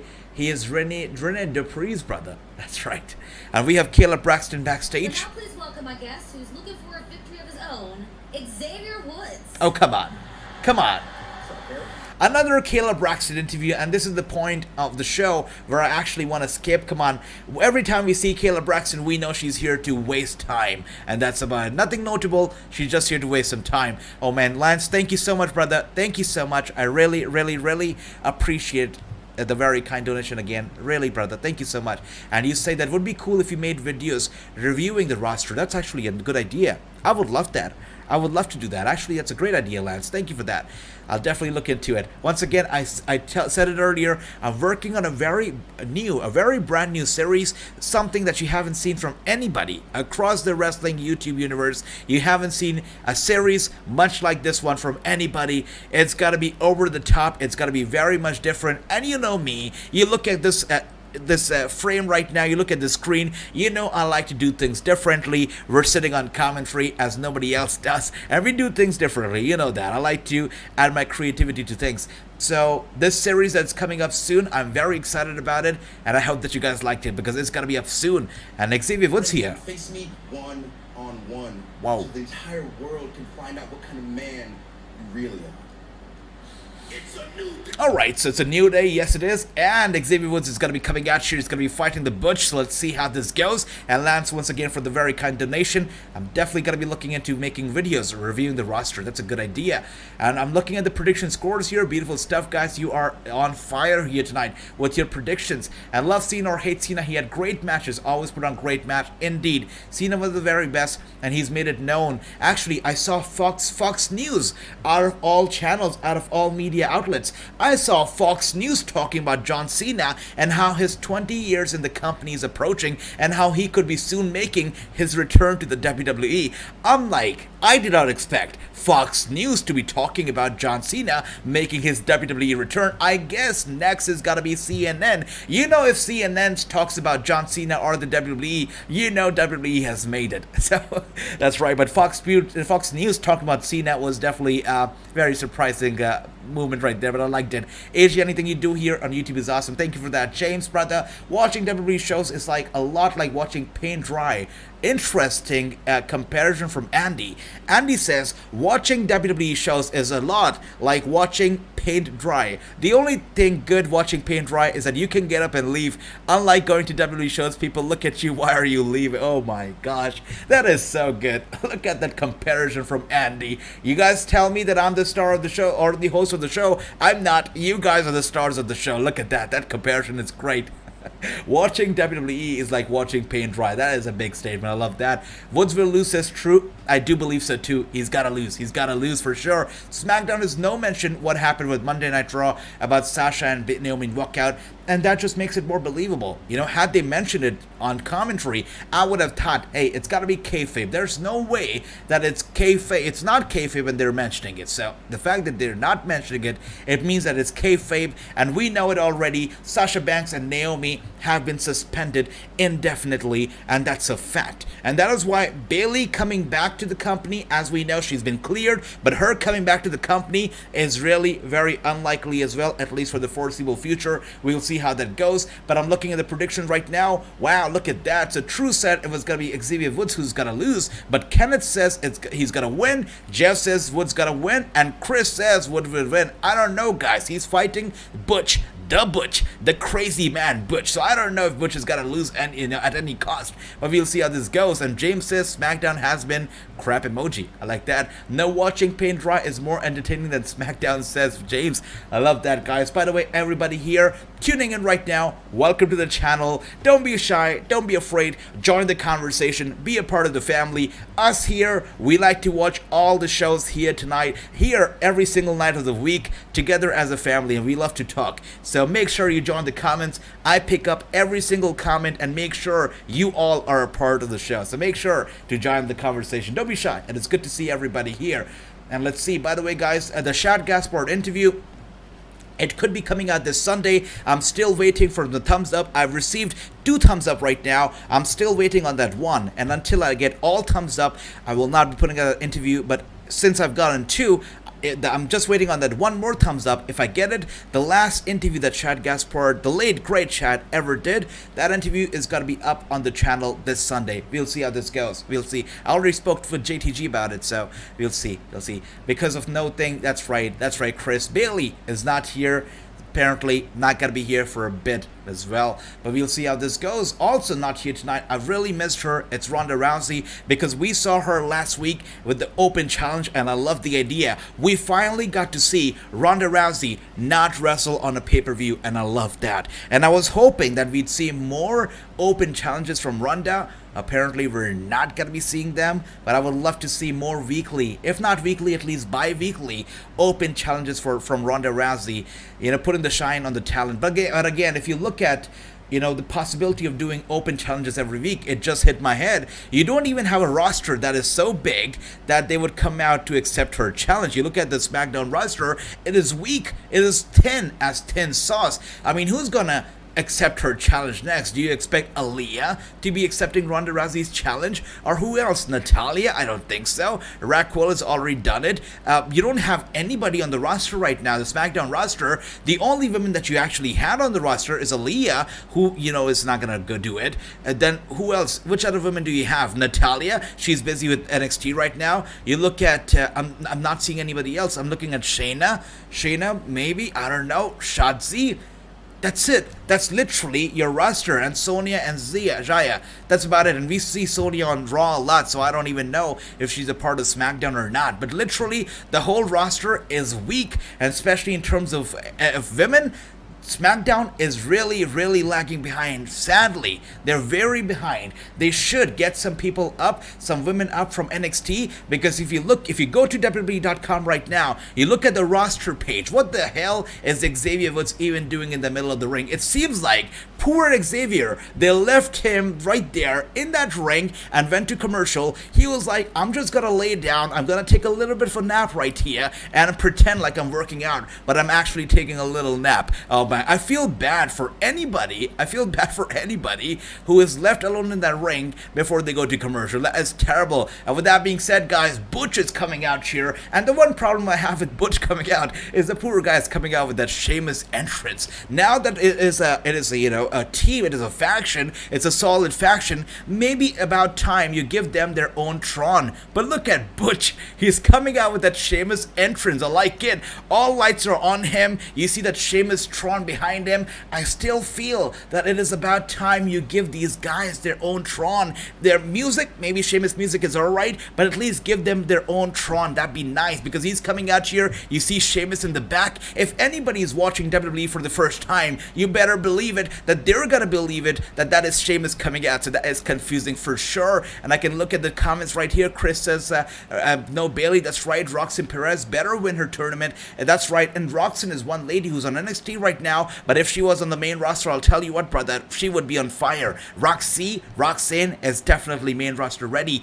PG is destroying WWE. It really is, says James. That's right, kinda. It really is. And Butch is going after Xavier. Look at that, Xavier with an elbow strike to Butch, and Butch collapses to the ringside. That is surprising. Butch goes down to the ringside. And AJ, what did you think of John Cena versus Umaga Royal Rumble? Man, good old days, man. Any match with Umaga, man, send me back to the nostalgia ride. Really good, really good. R.I.P. Umaga. What a great guy. What a legend indeed. That's right, James. And Dale says, yeah, that's right, 100%. And True says, Shayna will challenge Ronda. I would love that. Ronda versus Shayna would 100% love it. And Xavier gets Butch back in the ring. I think that is a terrible mistake. You should never do that. And as he does that, Butch takes advantage as Xavier was just getting back in the ring himself. Butch gets the upper hand, gets to strike first. And if you watch Cobra Kai, the #1 rule in Cobra Kai is you strike first and you strike hard. I guess Butch is a Cobra Kai fan after all, because he did strike first. And as we went for a roll up on Xavier with a kick out right there. Look at that. And Butch grabs his arm and he has his foot on his neck. He's stretching that arm right there. That must be painful. Shayna versus Ronda, teacher versus student indeed. I pick Butch. New Day has grown stale. That's right, Jason. Not just for you, brother, even for me. I mean, you know what? I could actually turn into Gordon Ramsay. If you ask me about New Day, I might as well turn to Gordon Ramsay and complain about how stale they are right now. Really stale, very, very stale, very stale. And you know, I'm a very calm guy, but if you talk about the New Day, I can turn to Gordon Ramsay. Really stale. They're very, very stale. And look at that right now. Butch is in control with that headlock. He's doing well, and that's right. Ric Flair drip is forever, 100%. And Victor Nash, Shayna Baszler will be working with Ronda eventually, says Andy. Shayna's gotta win. It's written all over the stars, by the way. Wow, microphone. Yeah, but it's written all over the stars. Shayna should work with Ronda, but you know what? Marina Shafir, who is now with WWE AEW, and Duke Jasmine also should have worked with Ronda Rousey. You literally had all 4 horsewomen from the UFC in the WWE, and you did not capitalize on that. Instead of putting together Marina Shafir, Duke Jasmine, Shayna Baszler and Ronda Rousey, instead of putting the 4 together, what you gave to us was literally Ronda Rousey and Natalya for some weird reason. I don't get it. I don't understand. What a missed opportunity. What a terrible idea. But the ship sailed because now Marina is a part of AEW. Duke's busy as well, so the ship has long sailed for sure. And look at that right there. Butch is in control. I'm surprised that the match is going on for such a long time because, yeah, there you go. And kind of made me laugh because that was Xavier Woods. Literally, he was waiting for Bush to do something, and Bush did it. He hit him with an elbow strike, and Xavier Woods goes down right there. Pete Dunne deserves better than this, says James. And I must say it again. I said it last week when we were here. I'll say it again. There's this guy, Rudyard Kipling. I think that's the book the book is from Rudyard Kipling. It's a book called Tom Sawyer. The character of Tom Sawyer is what reminds me a lot of Butch, really. I mean, look it up. Look up Tom Sawyer, read a few of his stories, and tell me that's not the Butch right here. Really very similar. And as we can see here, I think it's from Rudyard Kipling. Yeah, take a look. And Butch meets Xavier with that elbow strike right there, and Xavier looks like he's lights out, he's down. And King Woods for the win, says Victor. I don't think that's going to be happening because you see it right there. Butch is going crazy on Xavier right now, and I can see the prediction score already flowing in. Wait a second, don't tell me that it happened. Oh my gosh, you've got to be kidding me. Xavier Woods gets the win. You've got to be kidding me. Xavier Woods rolls Butch up and he defeats him. He pins him clean, 1, 2, and 3 with the roll-up pin right there. You've got to be kidding me. And your invincible scores of the night, guys. You look at True, Ricky. Oh, wow, you guys lose that 1 point because of this stupid roll-ups. Oh my gosh, Kevin, I cannot believe it. King Woods has successfully pinned Butch, and Butch is not happy, and he's storming to the back through the crowd, that too. I hope the fans are safe. I hope Butch does not snap as he's making his way to the back through the crowd, because you never know what he does. But wow, Butch has been defeated. And with that being said, guys, this is only your third or fourth match, I guess the fourth match of the night, and actually the third match if you don't count that 1 second match. But yeah, this has been a very interesting night. I guess this is the only match that we're going to be seeing apart from that main event that is still waiting for us. That's right, the unification match for the titles. We'll see how that goes. Now, I still think that we're not going to get a unification at all. Wait a second, Sheamus and Ridge Holland are now behind Xavier. And I know, Lance, I don't understand the faction either, but the thing is that it is so ridiculous that it's actually funny. Look at him. Butch, it seemed like he made his way to the back from the crowd, but he comes on there and he jumps on Xavier from behind him and he starts attacking him.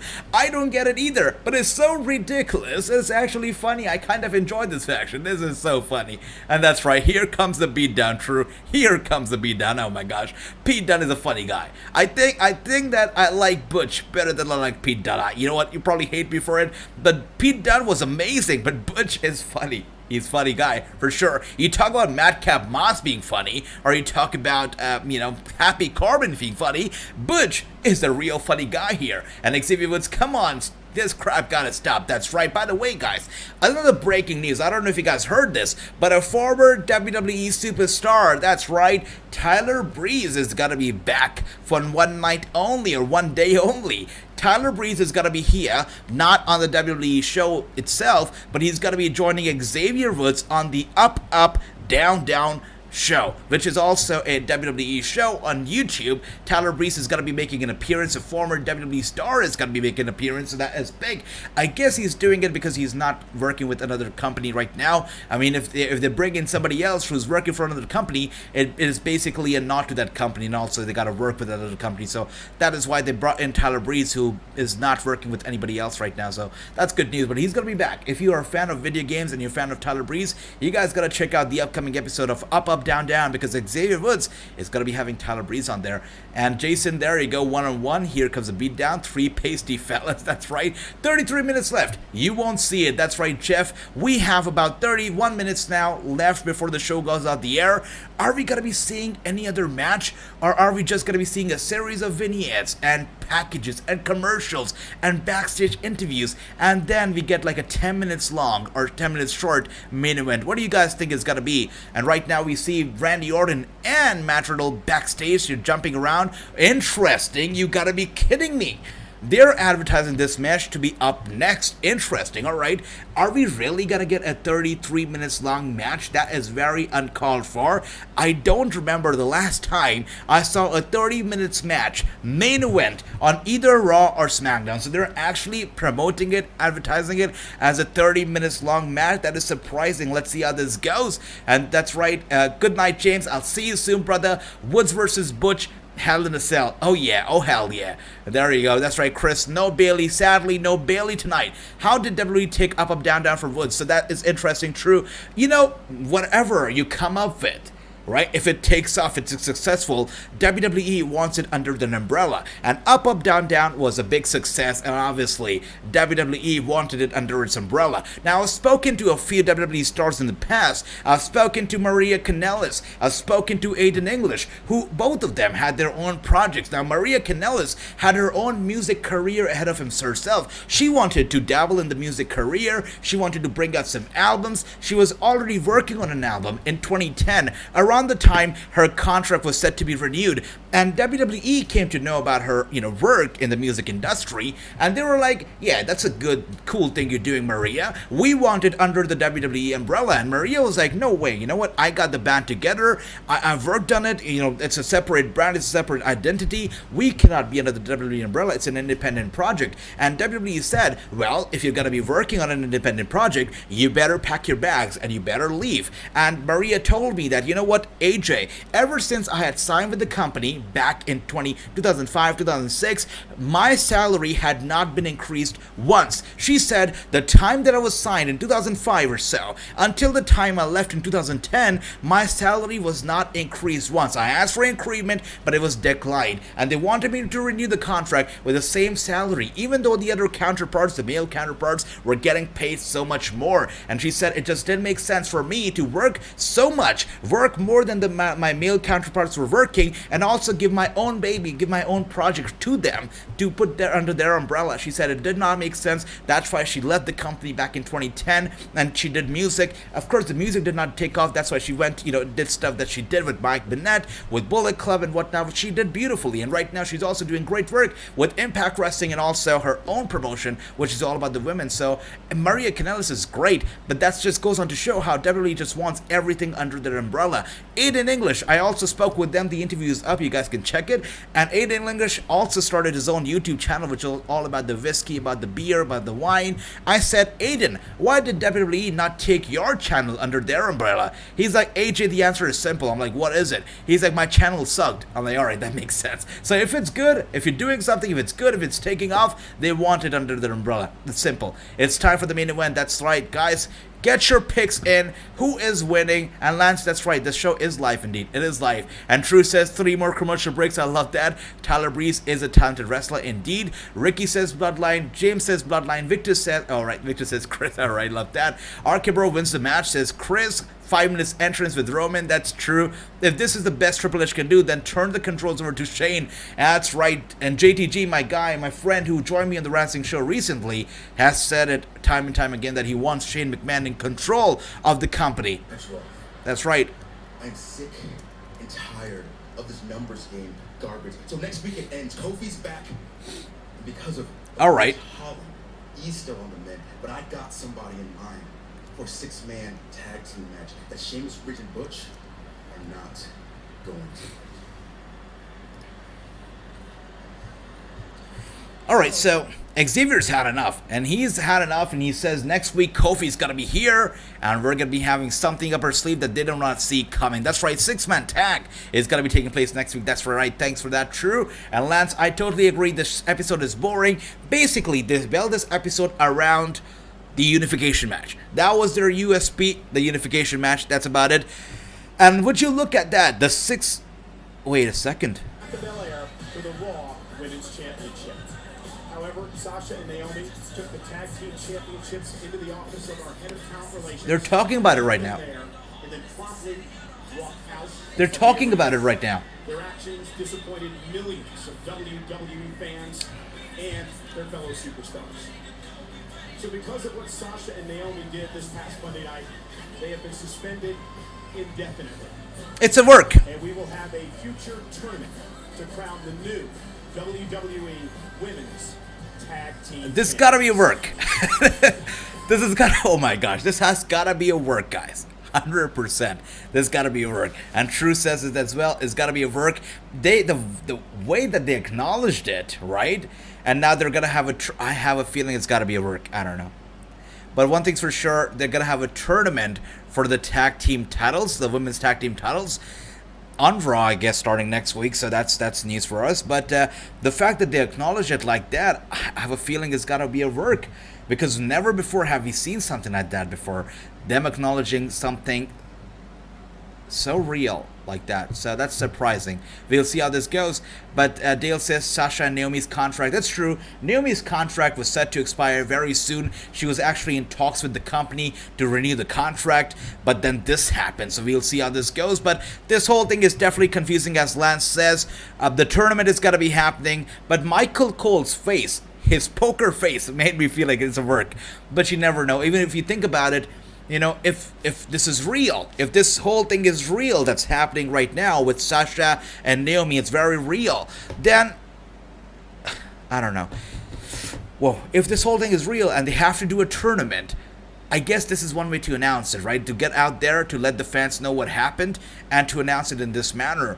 That's one way to do it, I guess. So it could also not be a work. Now, what they could do here is that they could take this thing, which is basically a shoot, could be a shoot, and they could turn it into a work. If they're able to reach an agreement with Sasha and Naomi, they could turn this a very shoot, a very real angle, and they could turn it into something very beautiful, something very big, and turn it into a storyline. You know, similar to the whole CM Punk thing. When his contract was set to expire, Money in the Bank, he renewed it and recrowned a new WWE champion in John Cena, and then CM Punk came back, we could be seeing something very similar here. If they're able to reach an agreement with Sasha and Naomi, new tag team titles are crowned, and we see the return of Sasha and Naomi. We could see that. We could see that, absolutely. And True says Vince told Cole to say that crap. 100%. 100% he did. And Tony, good to see you, brother. It is so good to see you. He says, I can't do a watch along here because I'm in the oldest sister's apartment. That's right. Don't worry, brother, but I'll tell you what, your absence was felt. We missed you, but it's good to see you. That's right, Sasha and Naomi have been suspended indefinitely. A tournament will take place to crown the new WWE Women's Tag Team Champions. This has been confirmed. Michael Cole just confirmed it on commentary. I've got a feeling that this could be a shoot. This could all be very, very real, but if they're able to reach an agreement with Sasha and Naomi, and they are once again on good terms, this could very well turn into a beautiful storyline. That's what I feel. Anybody else feel similarly? Let me know. Let me know, guys. As we can see here, wait a second. So, Usos coming out with the Usos music, and Paul Heyman is accompanying the Usos. But he's also bringing with him Roman Reigns' titles. So if Roman Reigns is not going to be here himself, why can't Paul Heyman not leave those titles with the champion? Why does he have to walk around with the titles? I don't understand. But I find it very funny how Paul Heyman is basically wrapped up in gold all night. Roman Reigns is not even here. So his titles, his babies could have been just okay with him backstage. But I guess Paul Heyman doesn't trust his tribal chief with those titles. That is interesting. That's right. Vince Russo told Cole to say it. That's right. And Ricky says, come on, WWE, really? Wow. If it's not a no contest, the Usos will win. I still think, guys, let me know what you guys think in the predictions. Do you see a unification happening? Do you see either of the teams winning? Or are you with me? I think it's a swerve. I think they basically built this whole show on the basis, the foundation of this show was this match, and they had no substance to the show. The whole show was bad. It had lack of story, it had lack of programming, lack of matches. The show lacked a lot in a lot of departments, and they really built this show up. They hyped it around this very match, and it's got to be a swerve. I don't think we're going to be seeing a unification. I think it's got to be either a DQ or a no contest. It's what I feel. Well, let me know, anybody else here with me? Do you guys think we're going to see a unification, or you with me? Let me know, guys. Let's see, Chris says, bring back Bayley and put Becky Lynch as tag team. Oh, hell yeah, Chris. Like that, Roman will interfere. I do believe so true. He's got to be here, 100%. And I guess that's why Paul Heyman has his titles, because when he interferes and he lays down the RK Bro, at the end of the show, he can host his titles up. I think that's why Paul Heyman has brought those bad boys up here. And I hope RK Bro wins both the titles. That's right. I would like that. Maybe, but no, it's not gonna happen, Tony. It's gotta be 110% a swerve. It's gotta be a no contest or a DQ. And you can take a look at right there. It's a unification match. Let's see how this goes. And there we go, Kayla Braxton. I see those big old eyes from Victor for Kayla. A DQ match, says Dale. I agree. And Roman will interfere. Jeff with a very good point. Jeff says that Sami causes the DQ, and we actually forgot about that. Sami Zayn is basically the weirdest Bloodline member, so he could come out here, he can cause a DQ, and then Bloodline would not even be responsible for it, because they'd say, we have nothing to do with Sami, it's his own independent action. So that's a very good one, Jeff. It could happen. And there you go, Ricochet's girlfriend. Indeed, Ricochet's girlfriend. And I know this lady, where she started. It's very interesting, because this lady basically started off on an independent show, and she was there doing commentary for an independent show when the WWE agents were there in attendance. They looked at her, they liked her, and they offered her a contract. So really, a sudden rise to stardom for this lady, from the indies all the way to the WWE. A very great night for her indeed. Cinderella story. I think RK Bro loses and they break up, says Henry. Henry, good to see you. As you guys can see, Henry is among us. I like that profile picture, brother. And that's right. I would love for RK Bro to break up. I don't care who turns heel. I don't care it's Roman. I don't care it's Randy. I don't care it's Riddle. if they split, I think it's great. I would like for them to split, and as being rumored right now, Riddle could be going after Roman for the time being, basically, you know, buying some time before Roman and Drew meet at the Clash at the Castle. So I think Riddle and Roman right now could be a storyline headed into Clash at the Castle, and then eventually at Clash at the Castle we see Drew and Roman clash. We'll see how this goes. As much as I want Baker versus Banks, I'm just gonna wait for 2 months. That's right, Tony. Again, I don't think WWE is stupid enough to release Banks or Naomi right now, because they know that Tony Khan is out there and he's rubbing his hands, he's waiting, he's eagerly waiting for Sasha to be released, so he offers her $1 million contract because he wants Sasha on board. People keep complaining that AEW's women roster is lacking, it's not good, it's not booked well, they don't have enough star power. They bring Sasha Banks in there. Imagine the dream matches: Sasha versus Hayter, Sasha versus Britt, Sasha versus Red Velvet, Sasha versus anybody out there, really. Jade Cargill, you talk about Thunder Rosa, hell yeah, give me Sasha versus Thunder Rosa. Ruby Soho, so good. We'd see some great matches up there with Sasha Banks, which WWE would hate, absolutely. And that's right, true. Commercial. Of course we're not gonna get a 30 minutes match. We're in commercial right now. With that being said, as of now, we have only 18 minutes left before the show goes off the air, and this is the main event, a title unification match. This better not have any more commercials, because we need at least a 20 minutes back and forth if you want to sell us off on the whole title unification thing, you know? You give us a solid, believable, long match. And that's will work because they are best friends. That's right, Chris. Indeed, the SmackDown rating for tonight is a 3 out of 10 for Andy. Look at that. And Roman interferes and Drew makes the save. Yeah, we know where this is going. Definitely something like that is gonna happen for sure. I do not see a clean finish. I do not see it at all, 100%. And there you go. Jeff also says this ends in a DQ. That's right. And thank you, Henry. I love it, brother. As always, AJ, you had hit it out of the park. Thank you for that, Andy. Thank you for that. And Tony says, my prediction has changed. No contest or DQ. I told you guys. It's got to be that way. And I've heard some insider buzz that this is actually going to end in a DQ. So I think so. It's got to be happening. AJ, I really don't think, says Lance, that it's a work. They're suspended. I do believe so as well, Lance. No, I do believe so. It's definitely not a work. I think it's a shoot. I think it's a shoot which could be turned into a work beautifully if WWE and Sasha and Naomi are able to reach an agreement. You know, similar to how CM Punk came back when you had the new WWE champion crowned. CM Punk came back and we had a champion, and it was a big problem, but what a great angle that was. We could be seeing something similar here with a new tag team champions and the old tag team champions coming back here and face to face clashing together for a title unification match again. I would love that, for sure. I'd love that. Roman causes Bro to lose and sets up Randy versus Roman to SummerSlam. That's right. Let's see. Would like that too, Brandon. That's a very good pick, brother. By the way, Brandon, welcome to the stream. Welcome to the channel. It is good to see you.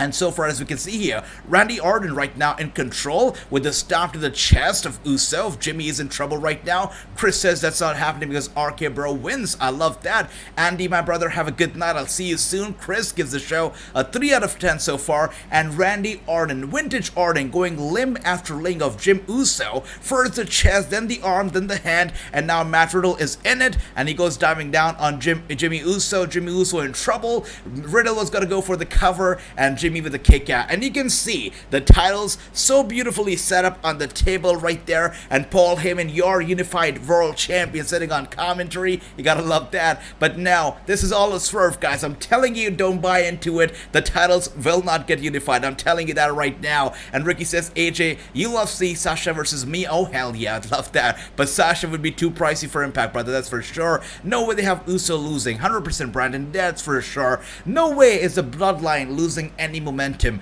And the Usos, they're not losing the gold for sure. I mean, the Bloodline at the top of the mountain, top of the Mount Rushmore right now, there's no way they're falling down. No way in hell. As you can see here, Riddle trying to power out of Jimmy Uso's headlock right there. Riddle with a, there we go, and Uso slams him down to the mat. Jimmy Uso is in control here. The referee, what, are you kidding me?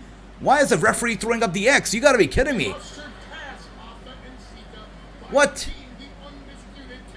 Did you see the referee throwing up an X right there? That made no sense. Why was the referee throwing up the X?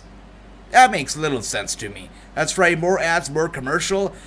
but he threw up the X, which made no sense to me whatsoever. Jimmy Uso was gonna go after Riddle, but he literally threw up the X. I think Riddle's okay. I guess that was just a key to go to commercial, because with that being said, we are back on commercial right now. Interesting. Really, you gave us when they announced that this match was going to be up next, we had about 32 minutes left on the show, for the show to get off the air. And now we literally have seen about 3 or 4 minutes of the match. And if you look at the time right now, the show is going to be going off the air in like 14 minutes. So they really got to rush through the ads, because this is a tag team title unification match, and I want to see more of the action, not more of the commercial. And Derek is here. Derek, good to see you. Welcome to the stream. And he says, did you hear Danielson getting injured? That's right. We saw it. If you guys haven't checked it out already, AEW actually on their YouTube channel have uploaded a full video of Bryan Danielson, or Daniel Bryan, getting stuck between the ramp and the ring. You'll check it out right there. Check out the YouTube video. You'll get to see a very up and close video of the movement when Bryan got stuck. His leg got stuck right there. And a lot of people had their doubts. Is it a work? Is it a shoot? And after watching the video, it's clear that this whole thing was a shoot. It was not meant to happen. It was a freak accident. And he went back. He went back on his own 2 feet, but he went back limping. Now, there's 2 things to it, alright? So when your leg or any part of your body gets compressed between 2 objects like that, the blood circulation in that area stops, right? So it goes numb. I think that's what would have happened to Bryan as he was limping to his way back. Probably, his leg got compressed between the ramp and the ring, so the circulation would have stopped in that region, in that leg, which is why he was limping when he headed to the back. But of course, he must also have taken some damage, which is a cause of concern. But I think he's got to be just fine. I've heard that he's still going to be working the shows. He's okay. I've heard that, yes, there are some minor injuries, maybe, but he's got to be fine. He's got to be working the show. It's not expected for him to miss any time. That's a good news. So Double or Nothing is right around the corner. For him to lose some time, it would have been very bad. But no, it seems like he's just going to be fine. And he's going to be here probably Wednesday, if not Wednesday. We're going to be seeing him the week after, but he's going to be just fine for sure. I don't think he'll be medically cleared. Never know, Derek, never know. So we're hearing different side of the story right now. But from what I've heard from a lot of people and from some insider, what they're saying is that he's gonna be cleared. Now, if he's not, Claudio coming back. You know what? I hate anytime people get injured. I hate it. But Claudio Cesaro coming back would be a blessing in disguise, wouldn't it? Cesaro never won the gold, never won the big gold belt in the WWE. I would love for him to grab that. You know what? I'm excited about CM Punk winning the AEW title. I would love for him to be world champion again, but Cesaro, man, him winning the world championship would really make me smile, and I know a lot of people are gonna be happy if Cesaro actually wins a world title in AEW. They would be happy. I would love that. And like they say always, WWE can always be unpredictable. That's true. We'll see how this goes. And Jeff says crowd should demand refund. That's right. It's been a weak show. And Major Blaze is here. Major Blaze, welcome. It is good to see you. And they say a legit tag team title unification will take place at Hell in a Cell main event. That's what I've been telling everybody who would listen. This is a free show. A free show. A Friday night show. SmackDown. There's no way they're giving us a legit tag team unification match. And from what I've heard is that there are no plans for the company. Now, I could be wrong, and I could be proven wrong in like less than 10 minutes right now, but from what I've heard so far is that there are no plans within the company to unify the tag team titles. That is what I've heard, and they're saying that they are giving us a match right now, but they do not intend on unifying the titles. Not tonight, not at Hell in a Cell, not in the foreseeable future is what I've heard, so we'll see. But tonight, I definitely do not see this match ending cleanly. I do not see anybody walking away with both the titles, and Claudia never liked Eddie, but I just want them to be friends. That's right, Derek. But again, we see some arch nemesis on the same roster these days, but they have to get along just fine, because you know what? At the end of the day, it's all about profession. It's about being professionals, and that's about it, brother. Victor says Roman will attack Riddle. Remember, Riddle gave Roman a knee strike at the end of SmackDown. That's right, Victor. That's a very good point. Riddle did make that very big mistake of giving him that knee strike, and there's no way that Roman is not answering that back. And Riddle right now is in trouble because, as we can see, Uso in control. Jimmy has been killing it here tonight. That's right. Sorry, Rangers fans. Your Rangers game. There you go. All right, Ricky here, rubbing it in the face of the Ranger fans. I love that. There you go. And Riddle is in trouble, severe trouble right now, as we see. And Derek says, are they a ladder match or a battle royal or double or nothing? Yeah, we're going to be seeing, I believe, anybody help me out here? I think that's not... I think it's a ladder match if I'm not too wrong. But let me know, guys. Let me know if you know. As we can see right now, Riddle is in trouble still. Jimmy Uso has it locked in pretty good. Riddle is trying to overpower him. Let's take a look real quick. All right, once again, I'm going to be looking it up. Let's see. So, as we can see here, yeah, there is no ladder match or a battle royal that's been announced just yet. It's probably gonna be announced soon, as far as I've heard, but nothing that's been announced so far, Derek. Could it be Big E returning for the 6-man tag? I think it's still a while before we see Big E coming back, so it's still a while, brother. He's getting better, which is great. God bless Big E. That was a very bad accident and could have ended horribly, but God bless, he's fine. He's got to be just fine. He's got to be back sooner than we know, but still, I think there's still time to go. Maybe until SummerSlam, he's not going to be back. There you go, Matt Riddle with an answer to Jimmy Uso, and Jimmy Uso is fainting. And there you go, Randy Orton. I'm really getting those heelish vibes from Randy Orton tonight. Bald, clean shaved, just like I like my Randy. Give me the 2009 devilish, evil menace Orton back. Give me that. And now the hot tag has been made, and both of them are in the ring right now. A very fresh Uso and a very, very fresh Randy Orton in the ring right now. And look at that. Ricky says, come on, Bloodline, come on. What's that? It will be somebody else. That's right. It's got to be somebody else. A surprise, perhaps. Perhaps Tyler Breeze. And I know that Tyler Breeze, I just said, it's got to be there on Up, Up, Down, Down. Maybe WWE has him down for another one-off appearance on SmackDown 2. You never know. So we could be seeing Tyler Breeze come back. You never know. As we can see here, a big DDT from Orton to Uso.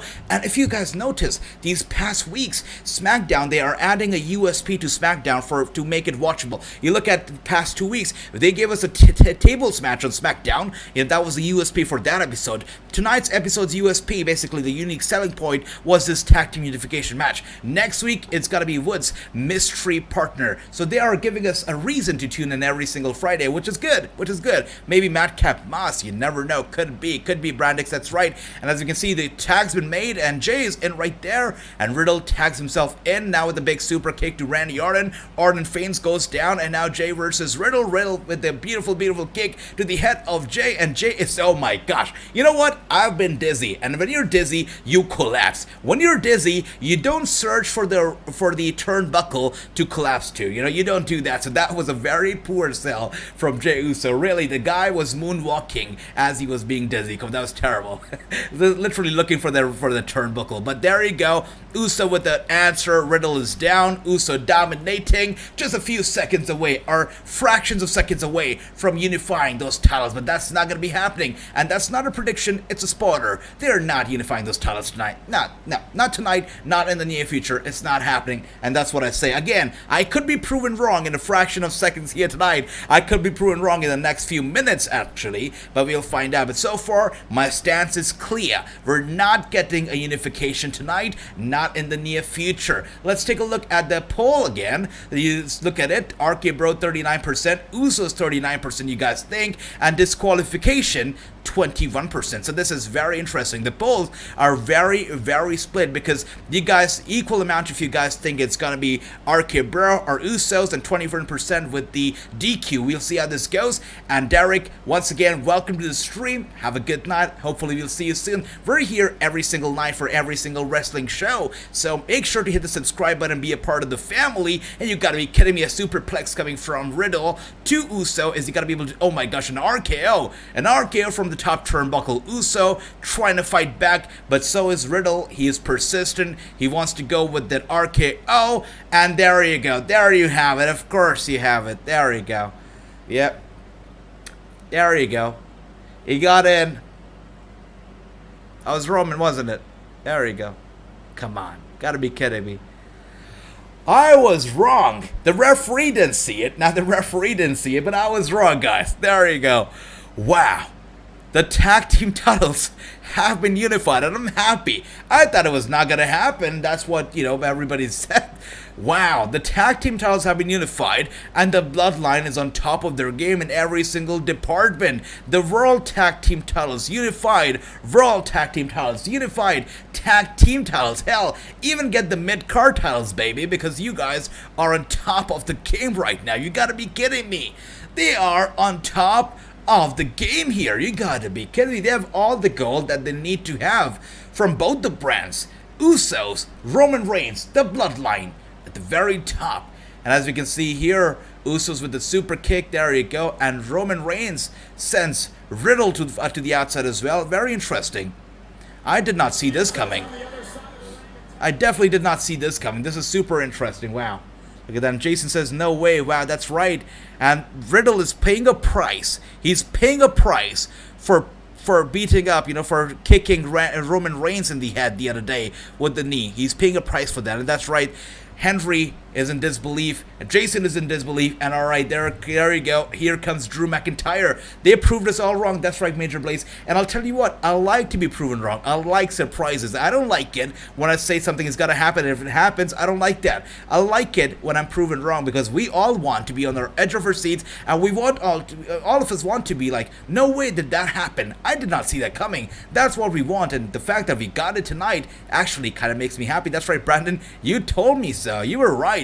And Riddle really being punished. That's right, Roman has snapped, the Bloodline has snapped. Oh my gosh, I don't know if you guys saw it, but there was a mother ringside, and she was literally covering up her child's ears. Should have also covered up his eyes, because what we're seeing right now is an absolute, that's right. Look at those little kids right there. I saw a little kid praying. I saw a woman, covering her child's ears. I saw a little kid crying. This is terrible, man. This is pure raw emotion that you're getting from the kids, and kids never lie.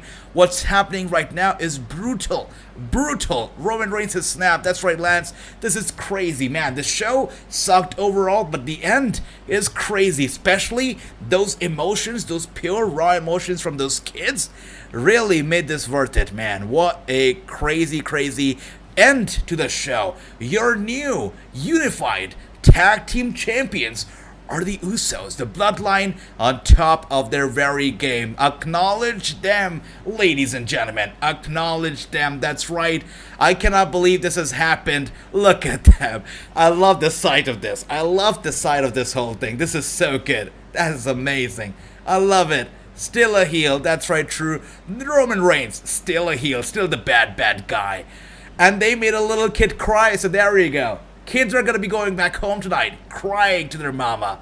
It's terrible. That's right. Acknowledge the Bloodline. I love it. That's right, Jason. So good. What a great ending. The show, I think we can all agree, was crap. Was lackluster. But the ending made it. The ending made my night. Was a great end. Really good ending. Very unpredictable, which I loved it. I think, I gotta say, the kids really made it worth it. The kid that was crying, that was praying, made it worth it. Made me feel that, kayfabe is actually not really dead. It's still alive. It's still out there. It's not dead yet. And as long as kayfabe's not dead, the hope is still alive.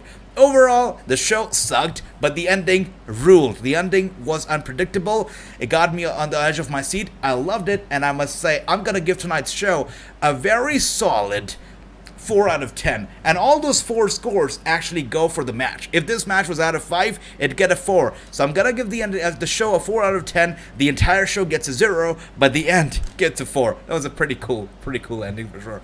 And look at that, Tony gives it a 3, Dale gives it a 1, and True gives a thumbs up to the main event. The rest of the show was trash indeed. The show was lackluster, and just like I said, the entire show was built on the foundation of this match, and they knew they had a big match, a big ending to fall back on, so they were smart. They knew even if we give them a lackluster show, the fans are going to forget about all of it, and they're going to be happy with what they get at the end. And this is actually a very memorable quote that I still remember to this very day from Vince McMahon. He made this quote, he said this during an investors call, during a Q2 conference call. He said that fans have a short-term memory. I still remember that, and I still feel that they do believe that concept, because a lot of times you see it in their booking. They do believe that we have a short-term memory.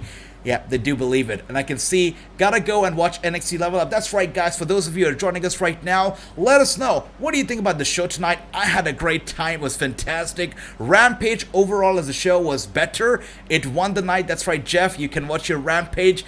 And Rampage won the night for sure. It was a better show. Gave us better wrestling. But the ending, SmackDown won, without a shadow of a doubt. That's right. And Chris says 2 out of 10 because of the ending, because Uso winning, because that's what the wrong call. That's right. That's right. Gotta go moderating another show. All right, True. You have a good night, brother. You have a good night. Now is the time for us to watch NXT Level Up. I don't know how many of you guys actually watch NXT Level Up, but this is a show that's a 30-minute show that WWE puts out there every single Friday night. Just a little short 30-minute show. You know, we see some good talent out there. We see somebody like Sloan Jacobs, who, by the way, was known as Notorious Mimi on the independent circuit, but Notorious Mimi was a pretty renowned name out there, and now she is known as Sloan Jacobs. She is a very regular wrestler on NXT Level Up. Apart from that, we see often at times Roxy, we see Ivy Nile. If you guys don't watch the new NXT rebranded NXT Level Up or NXT 2.0, you guys should, because really,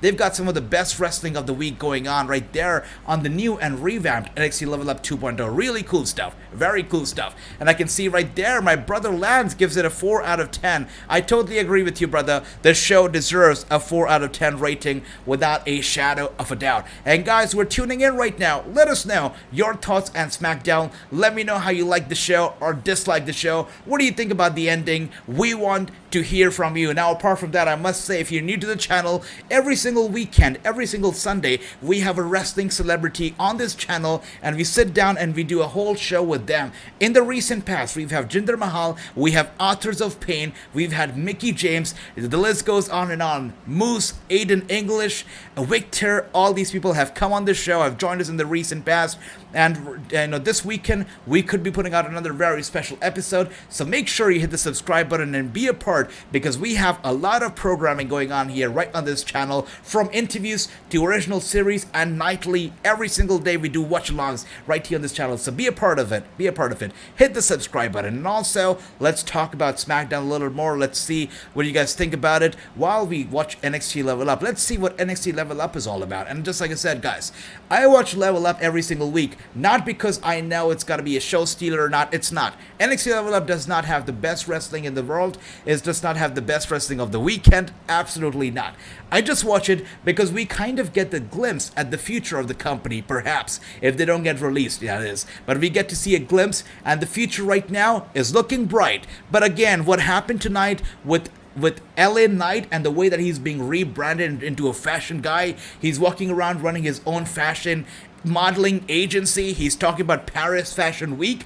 I'm not too sure about that, because we know that LA Knight is such a badass guy. We've seen him, we've loved him on NXT as a badass, brutal guy, and now he's on SmackDown. He's walking around talking about a fashion agency, that he's going to be having a faction right there. He's going to be talking about Paris Fashion Week. It makes no sense. Makes him look weak. Makes him look like the next Tyler Breeze. But we'll see what's next for LA Knight. And Jason says, breaking news, if anybody has Peacock on Fight TV, that the app was updated and the search bar is left. That's right. Jason, when you wrote breaking news, I thought that was like a monumental breaking news. But okay, the app has been updated. Thumbs up, Jason. I love you for that. And Carlita, good to see you. With that being said, right now, guys, we're watching Level Up. If you are watching Level Up with me, let me know. Let me know how you find the show so far. I feel like it's off to a kind of a slow start here. Not the best start.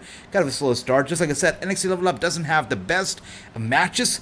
Not the best, action of the night, but definitely something interesting. With that being said, guys, I must remind you that LA Knight from NXT 2.0 is officially has joined the main roster, and his new name now is Max Dupree. That's right, Dupree. He's not even Dupree, he's Dupree. So that is his new name. Max Dupree is going to be having his own, I believe, faction called the Maximum Male Models. That is going to be the name of his faction, apparently. He calls that his agency.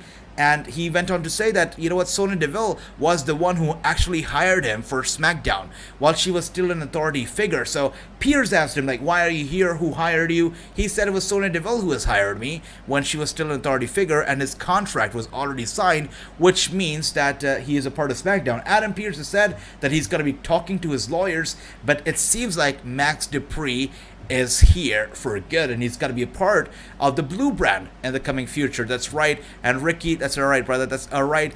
And we also know that tonight's Rampage, we got to know that a new challenger has been revealed for Jade Cargill's TBS title at Double or Nothing. We know that Jade Cargill will be defending her championship against the one and the only. That's right. That's right. You got it right, guys. She's going to be defending it against Anna Jay. Jade Cargill versus Anna Jay is going to be taking place at Double or Nothing on May 29th, Sunday, May 29th. That's going to be happening. And anything cool happen on SmackDown? That's right, Carlito. I know you like to throw in the face of the people who are not cool, but at the end of the SmackDown, we saw the tag team titles getting unified, and we saw the Usos, that is a bloodline, capturing all the titles. Now they have all the gold in the world except for the mid-card titles. They've got the unified world titles and the unified tag team titles. They have all the titles in the world. That's right. By the way, guys, the Young Bucks versus the Hardy Boys. That's right. Jeff Hardy and the Matt Hardy are also going to be fighting the Young Bucks at Double or Nothing. That's going to be happening as well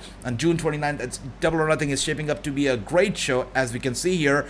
Also, if you guys missed AEW Rampage early on, I must tell you that Killian Dane has made his AEW debut, and he has made the debut under the name Big Damo. And, he is a bit of an unrecognizable figure because he has shaved his head clean. He used to be a guy with a lot of hair in AEW, a big beard, a long hair in WWE, but now in AEW, he's a guy with a bald head. So that's right. So Killian Dane has debuted on AEW as Big Damo. That's the news of the night. That's right. As we can see right now, NXT Level Up going on strong, going on sweet. The first match is still upon us here. All right, and we can also see that Sasha Banks and Naomi, they are no longer going to be your WWE Unified WWE Women's Champion, Tag Team Champion. It's not going to be happening.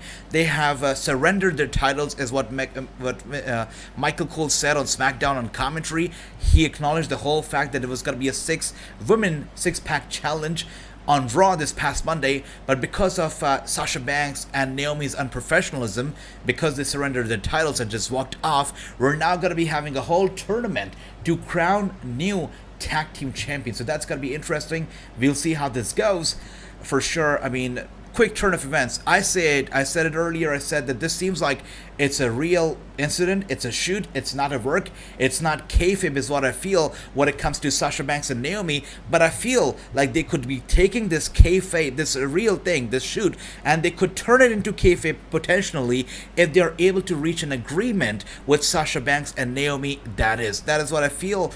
If they're able to do it, very well for them. If not, I don't know. I don't know if they're going to be stupid enough to release Sasha Banks, because if you look at WWE, I don't think they're stupid. I think that they realize very well. By the way, I must tell you that Yulisa Leon is going to be taking on Ivy Nile up next on Level Up, and Leon is also a very tremendous wrestler, a rising wrestler, definitely a little green, but she's tremendous. And she's going to be fighting Ivy Nile, who's one of the very best that NXT has to offer. So if you're not watching NXT Level Up right now, now's the time to tune in. It's a little show, about 20 minutes more. It's a little show, quick show. But I must say, guys, I feel like WWE is not stupid enough to release Sasha Banks right now, because if they do, they better be aware that Tony Khan is waiting, very excited, with a big grin, with a big smile on his face, rubbing his hands together, waiting for WWE to release Sasha so he could offer her millions and millions of dollars of contract and have him on board. If you look at AEW and the kind of a reputation they have, a lot of people say that AEW is great. They have a tremendous roster. But if you look at their women's department, they say that is where they lack. The booking's not right. Maybe some of the women are green. A lot of people say that your TBS champion, Jade Cargill herself, is green. So if AEW is able to bring in such a mega star as Sasha Banks, it's going to send their women's division up the ranks real quick. It's going to be a blessing for them for sure. So I feel like WWE should not be stupid enough to let go of Sasha Banks so easily. Maybe they're gonna keep her suspended, have her being suspended for a foreseeable future until the steam is off, or maybe they're able to work out the differences and have her back on the roster in the WWE itself. We'll see how this goes. But here's another thing that we came to know about a creative confusion when it comes to Money in the Bank. Apparently, the WWE creative is a little confused when it comes to the Money in the Bank because Vince McMahon has added a line in the recent Money in the Bank commercials that the winners of briefcase would get title shots at WrestleMania. That's what Vince McMahon has said. And according to the Wrestling Observer newsletter, the line that a lot of people, because of which they're confused, is because they were under the impression that they were going to be, that Vince McMahon wants to go forward with Money in the Bank as the Royal Rumble tradition, that whoever wins the Money in the Bank is going to be going to WrestleMania with the title shot. But that's not the intention. That is not what's going to be happening. Mr. McMahon apparently made a mistake when he said that whoever wins the Money in the Bank is going to be going to WrestleMania with the title shot. That is a mistake. And as we can see here, Ivy Nile already in the ring, and Leon also making her way in, looking good. Look at that. She looks happy. She's hopping around on the apron as she enters the ring. All right. She's putting on a show here. Dancing off. I like that. Getting the crowd excited, getting them cheering up for her. Is that an Italian flag? All right. Looks like an Italian flag. Yeah, I can't see it properly, but all right, good stuff, good stuff. These ladies are definitely having fun as they're standing in the middle of the ring. And if you look at Ivy Nile, she's no lady who's here for fun. Ivy Nile is not here for fun. She's here. There you go. There you go. Yeah, she's here for some badassery. She's here to kick ass. So once Leon is done dancing, Ivy Nile just locks it up with her real quick. Look at that. Ivy Nile trying to get the upper hand, but Leon also fighting back. Ivy Nile real quick gets Leon down. Leon slowly trying to get back up. Now the one disadvantage that Ivy Nile has when she wrestles a lot of people is the height disadvantage, because Ivy Nile, even though she's built differently, she's so strong, has a beautiful physique, she is short. And that is one disadvantage whenever she's in the ring. Often the times she gets that disadvantage against other competitors. And even when she's wrestling a newcomer, Leon over here, she has that little bit of a disadvantage against her because Leon obviously has the upper hand and Ivy Nile is trying to fight back. Let's see how this goes. All right, just like I said, Ivy Nile is a strong lady, and with her strength, she gets Leon down. Both shoulders are down, going for the cover, and Leon with a kick out. There you go, with the kick out one more time. I love that. And Kenneth 4, I love that. That's right. 4 out of 10 is a perfect rating for SmackDown, I think. That's right. That's right. And Clay says Carlita Colons. That's right. Indeed. Indeed. Good stuff, Clay. We acknowledge you. We acknowledge you. With that being said, guys, must remind all of you again that the Usos are the new unified tag team champions. Now, a lot of people are saying that we could be getting a new designed tag team championships, maybe both red and blue colors, who knows. But I think that they're going to be retaining both the titles, and they're going to be having them as two separate titles, much like what they're doing right now with the world title. They're still 2 separate belts. I think that's the same thing that they're going to do even with the tag team championship. And your birthday is this Sunday, Kevin. Good stuff, brother. A very happy birthday to you in advance. And as we can see right here, NXT Level Up going strong. I don't know how many of you are watching this, but Ivy Nile is putting on a performance here for sure. A performance 100%. And let's see. One more thing, guys. I must tell you that the Wrestling Observer newsletter has revealed that Stephanie McMahon, there is no word on her time frame to return. There is no word on when she will be returning to office. But one thing is for sure, she will be returning to office for sure. And this is a decision that she did not make abruptly. A lot of people have been saying that she left the WWE, that she stepped back from her responsibilities because of whatever happened between Naomi, Sasha, and Vince. That is not true, because Sasha Banks actually made her decision to leave the WWE, to step away for the time being a while back. It's not something that she came up with on the fly because of what happened on Monday night between Naomi, Sasha, and Vince. That's not true. This is something that, she made it happen. She made up her mind a while back. And this was something that a lot of people did not know.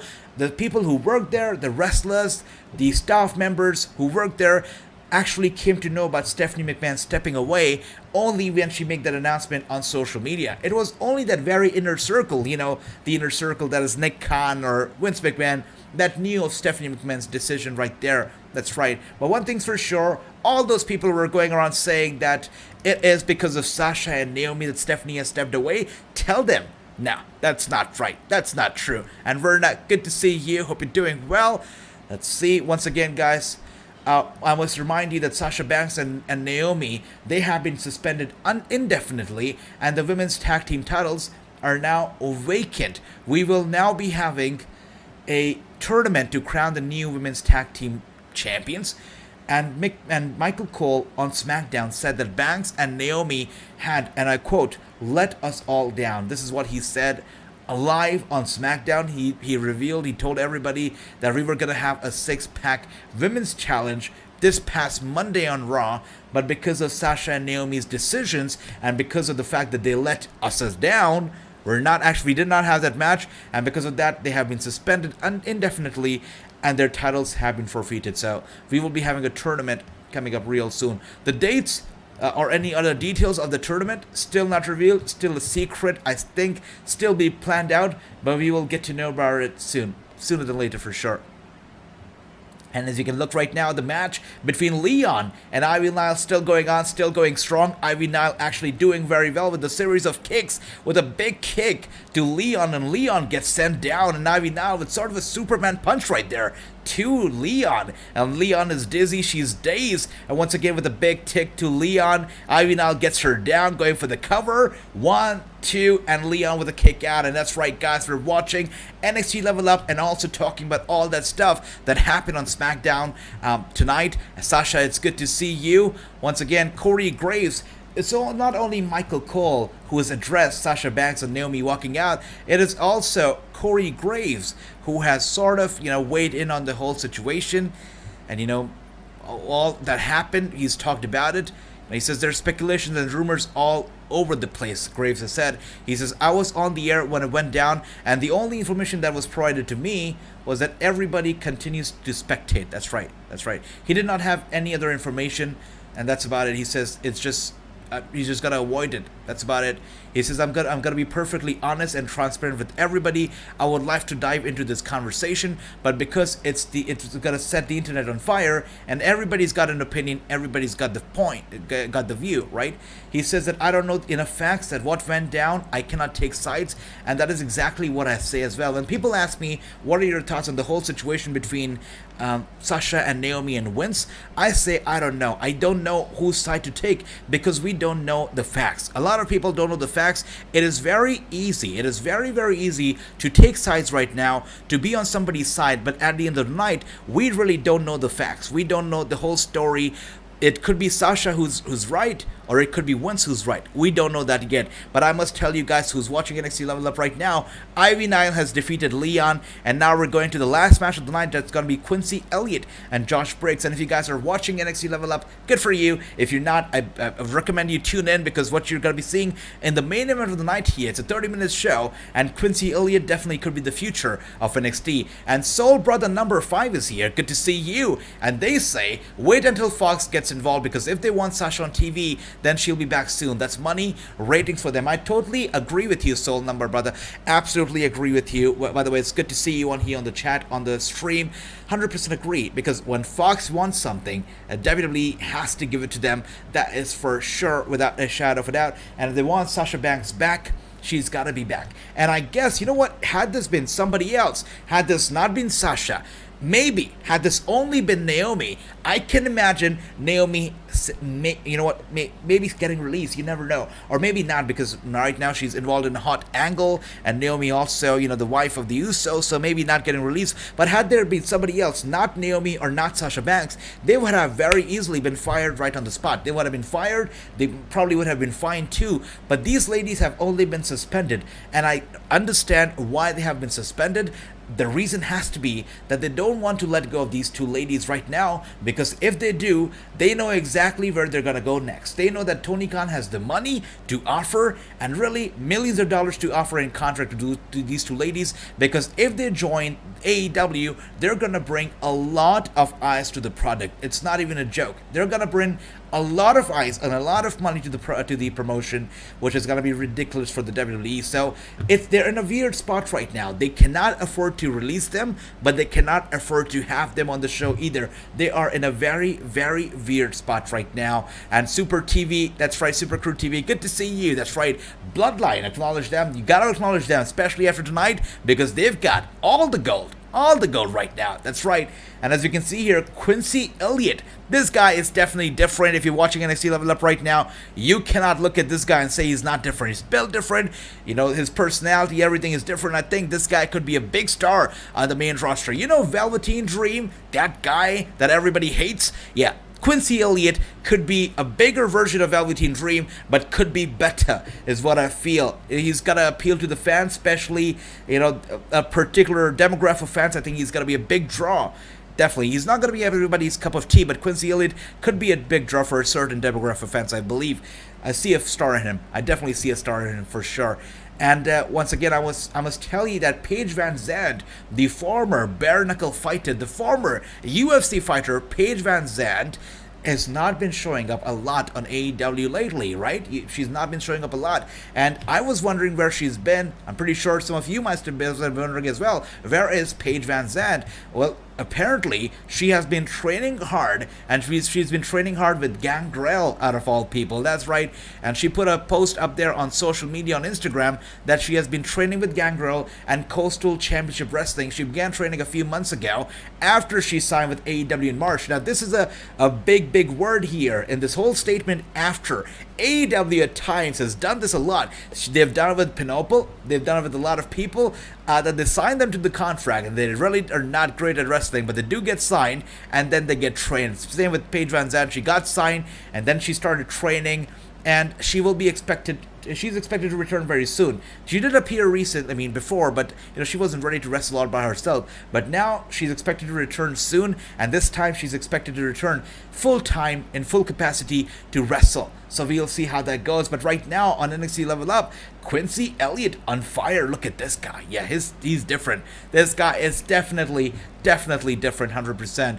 As we can see here once again, I must tell you, talking about Sasha and Naomi one more time, I must tell you that both Sasha and Naomi, they had been in negotiations with the WWE regarding the renewal of their contract.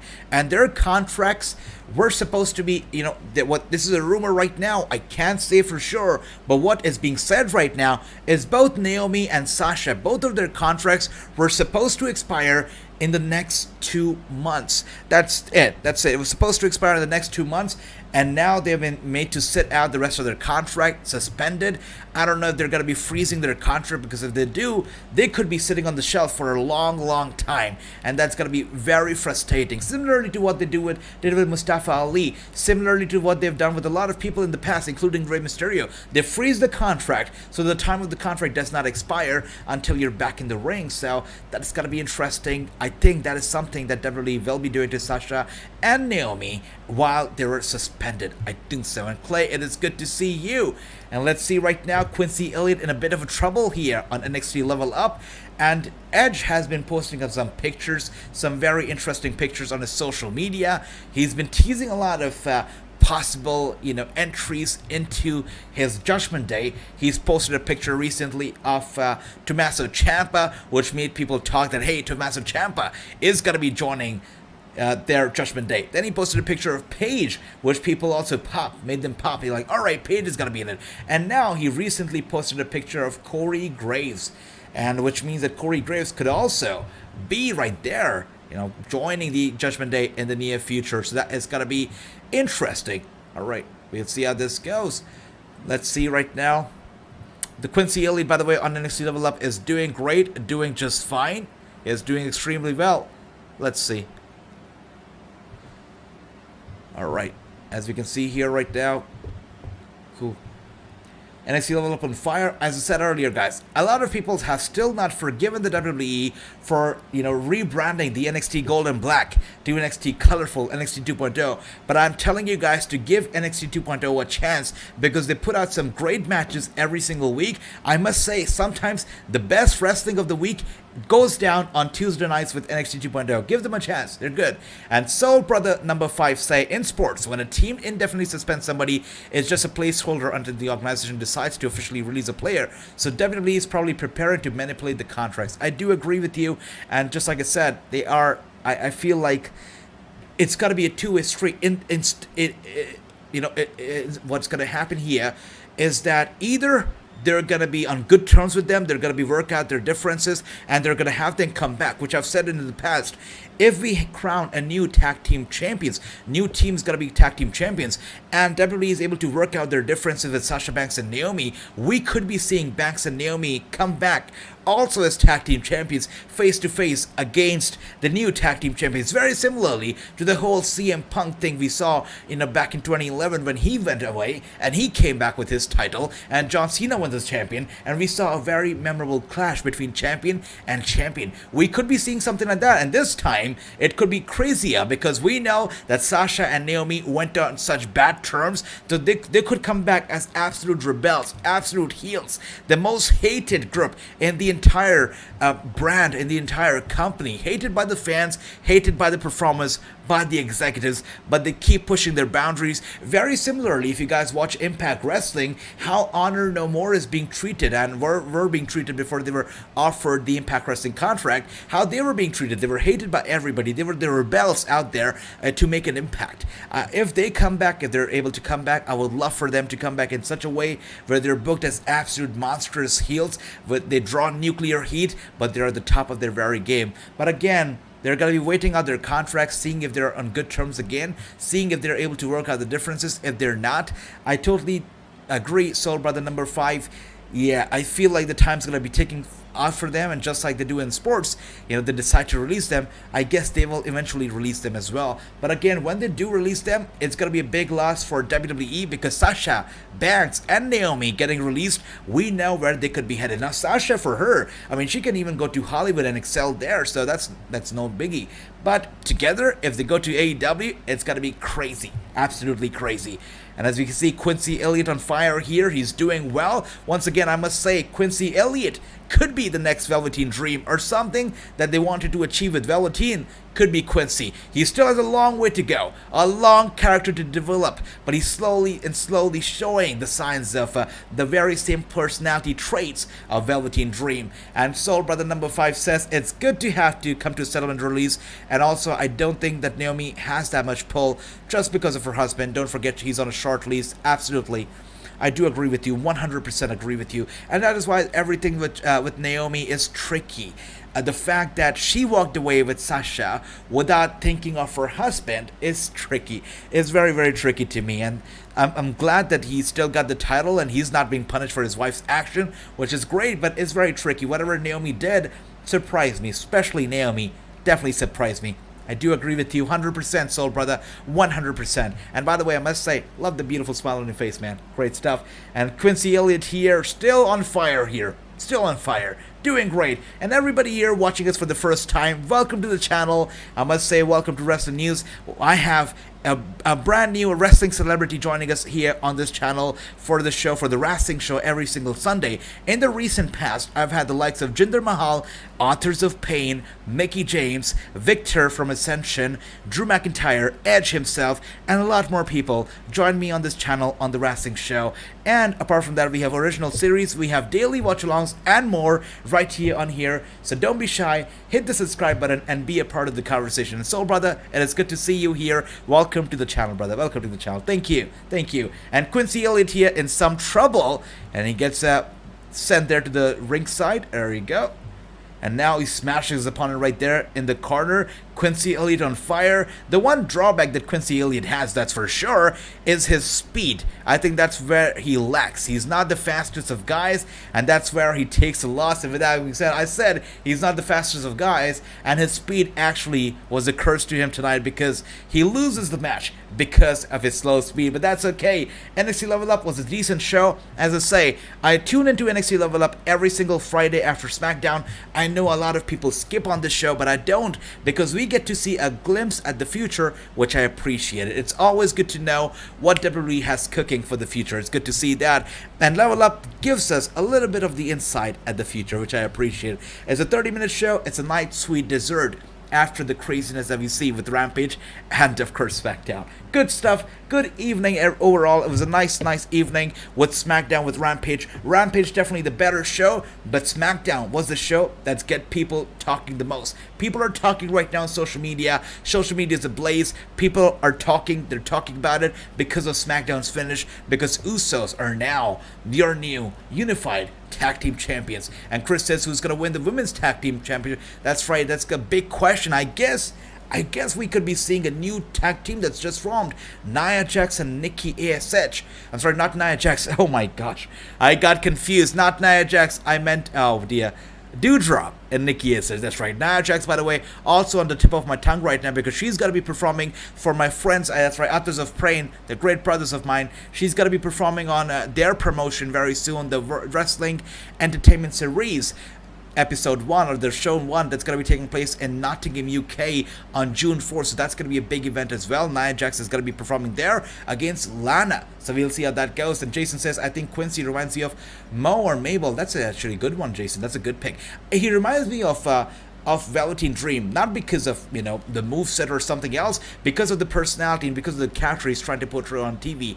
I appreciate that, and I think that this could be maybe a better version of what Velveteen Dream tried to portray on TV. We'll see how this goes. But apart from that, guys, I must say, overall, it was a good night in wrestling. Really a very newsworthy night. The biggest news that's coming off from tonight is the fact that Anna Jay is going to be taking on Jade Cargill for the TBS Championship at Double or Nothing. That match has been announced. Apart from that, we know that Sasha Banks and Naomi has been suspended indefinitely. Their titles have been vacated, and there will be a whole tournament taking place to crown the new WWE Women's Tag Team Champions. Apart from that, we also know that the Usos are your new unified WWE Tag Team Champions. So big news coming out of tonight. It was a big night in wrestling without a shadow of a doubt. We'll see how this goes down. But just like I said, guys, if you're new here, make sure you hit the subscribe button, because every single Sunday we have a brand new wrestling celebrity joining us for an exclusive interview. Apart from that, we always, and I mean always,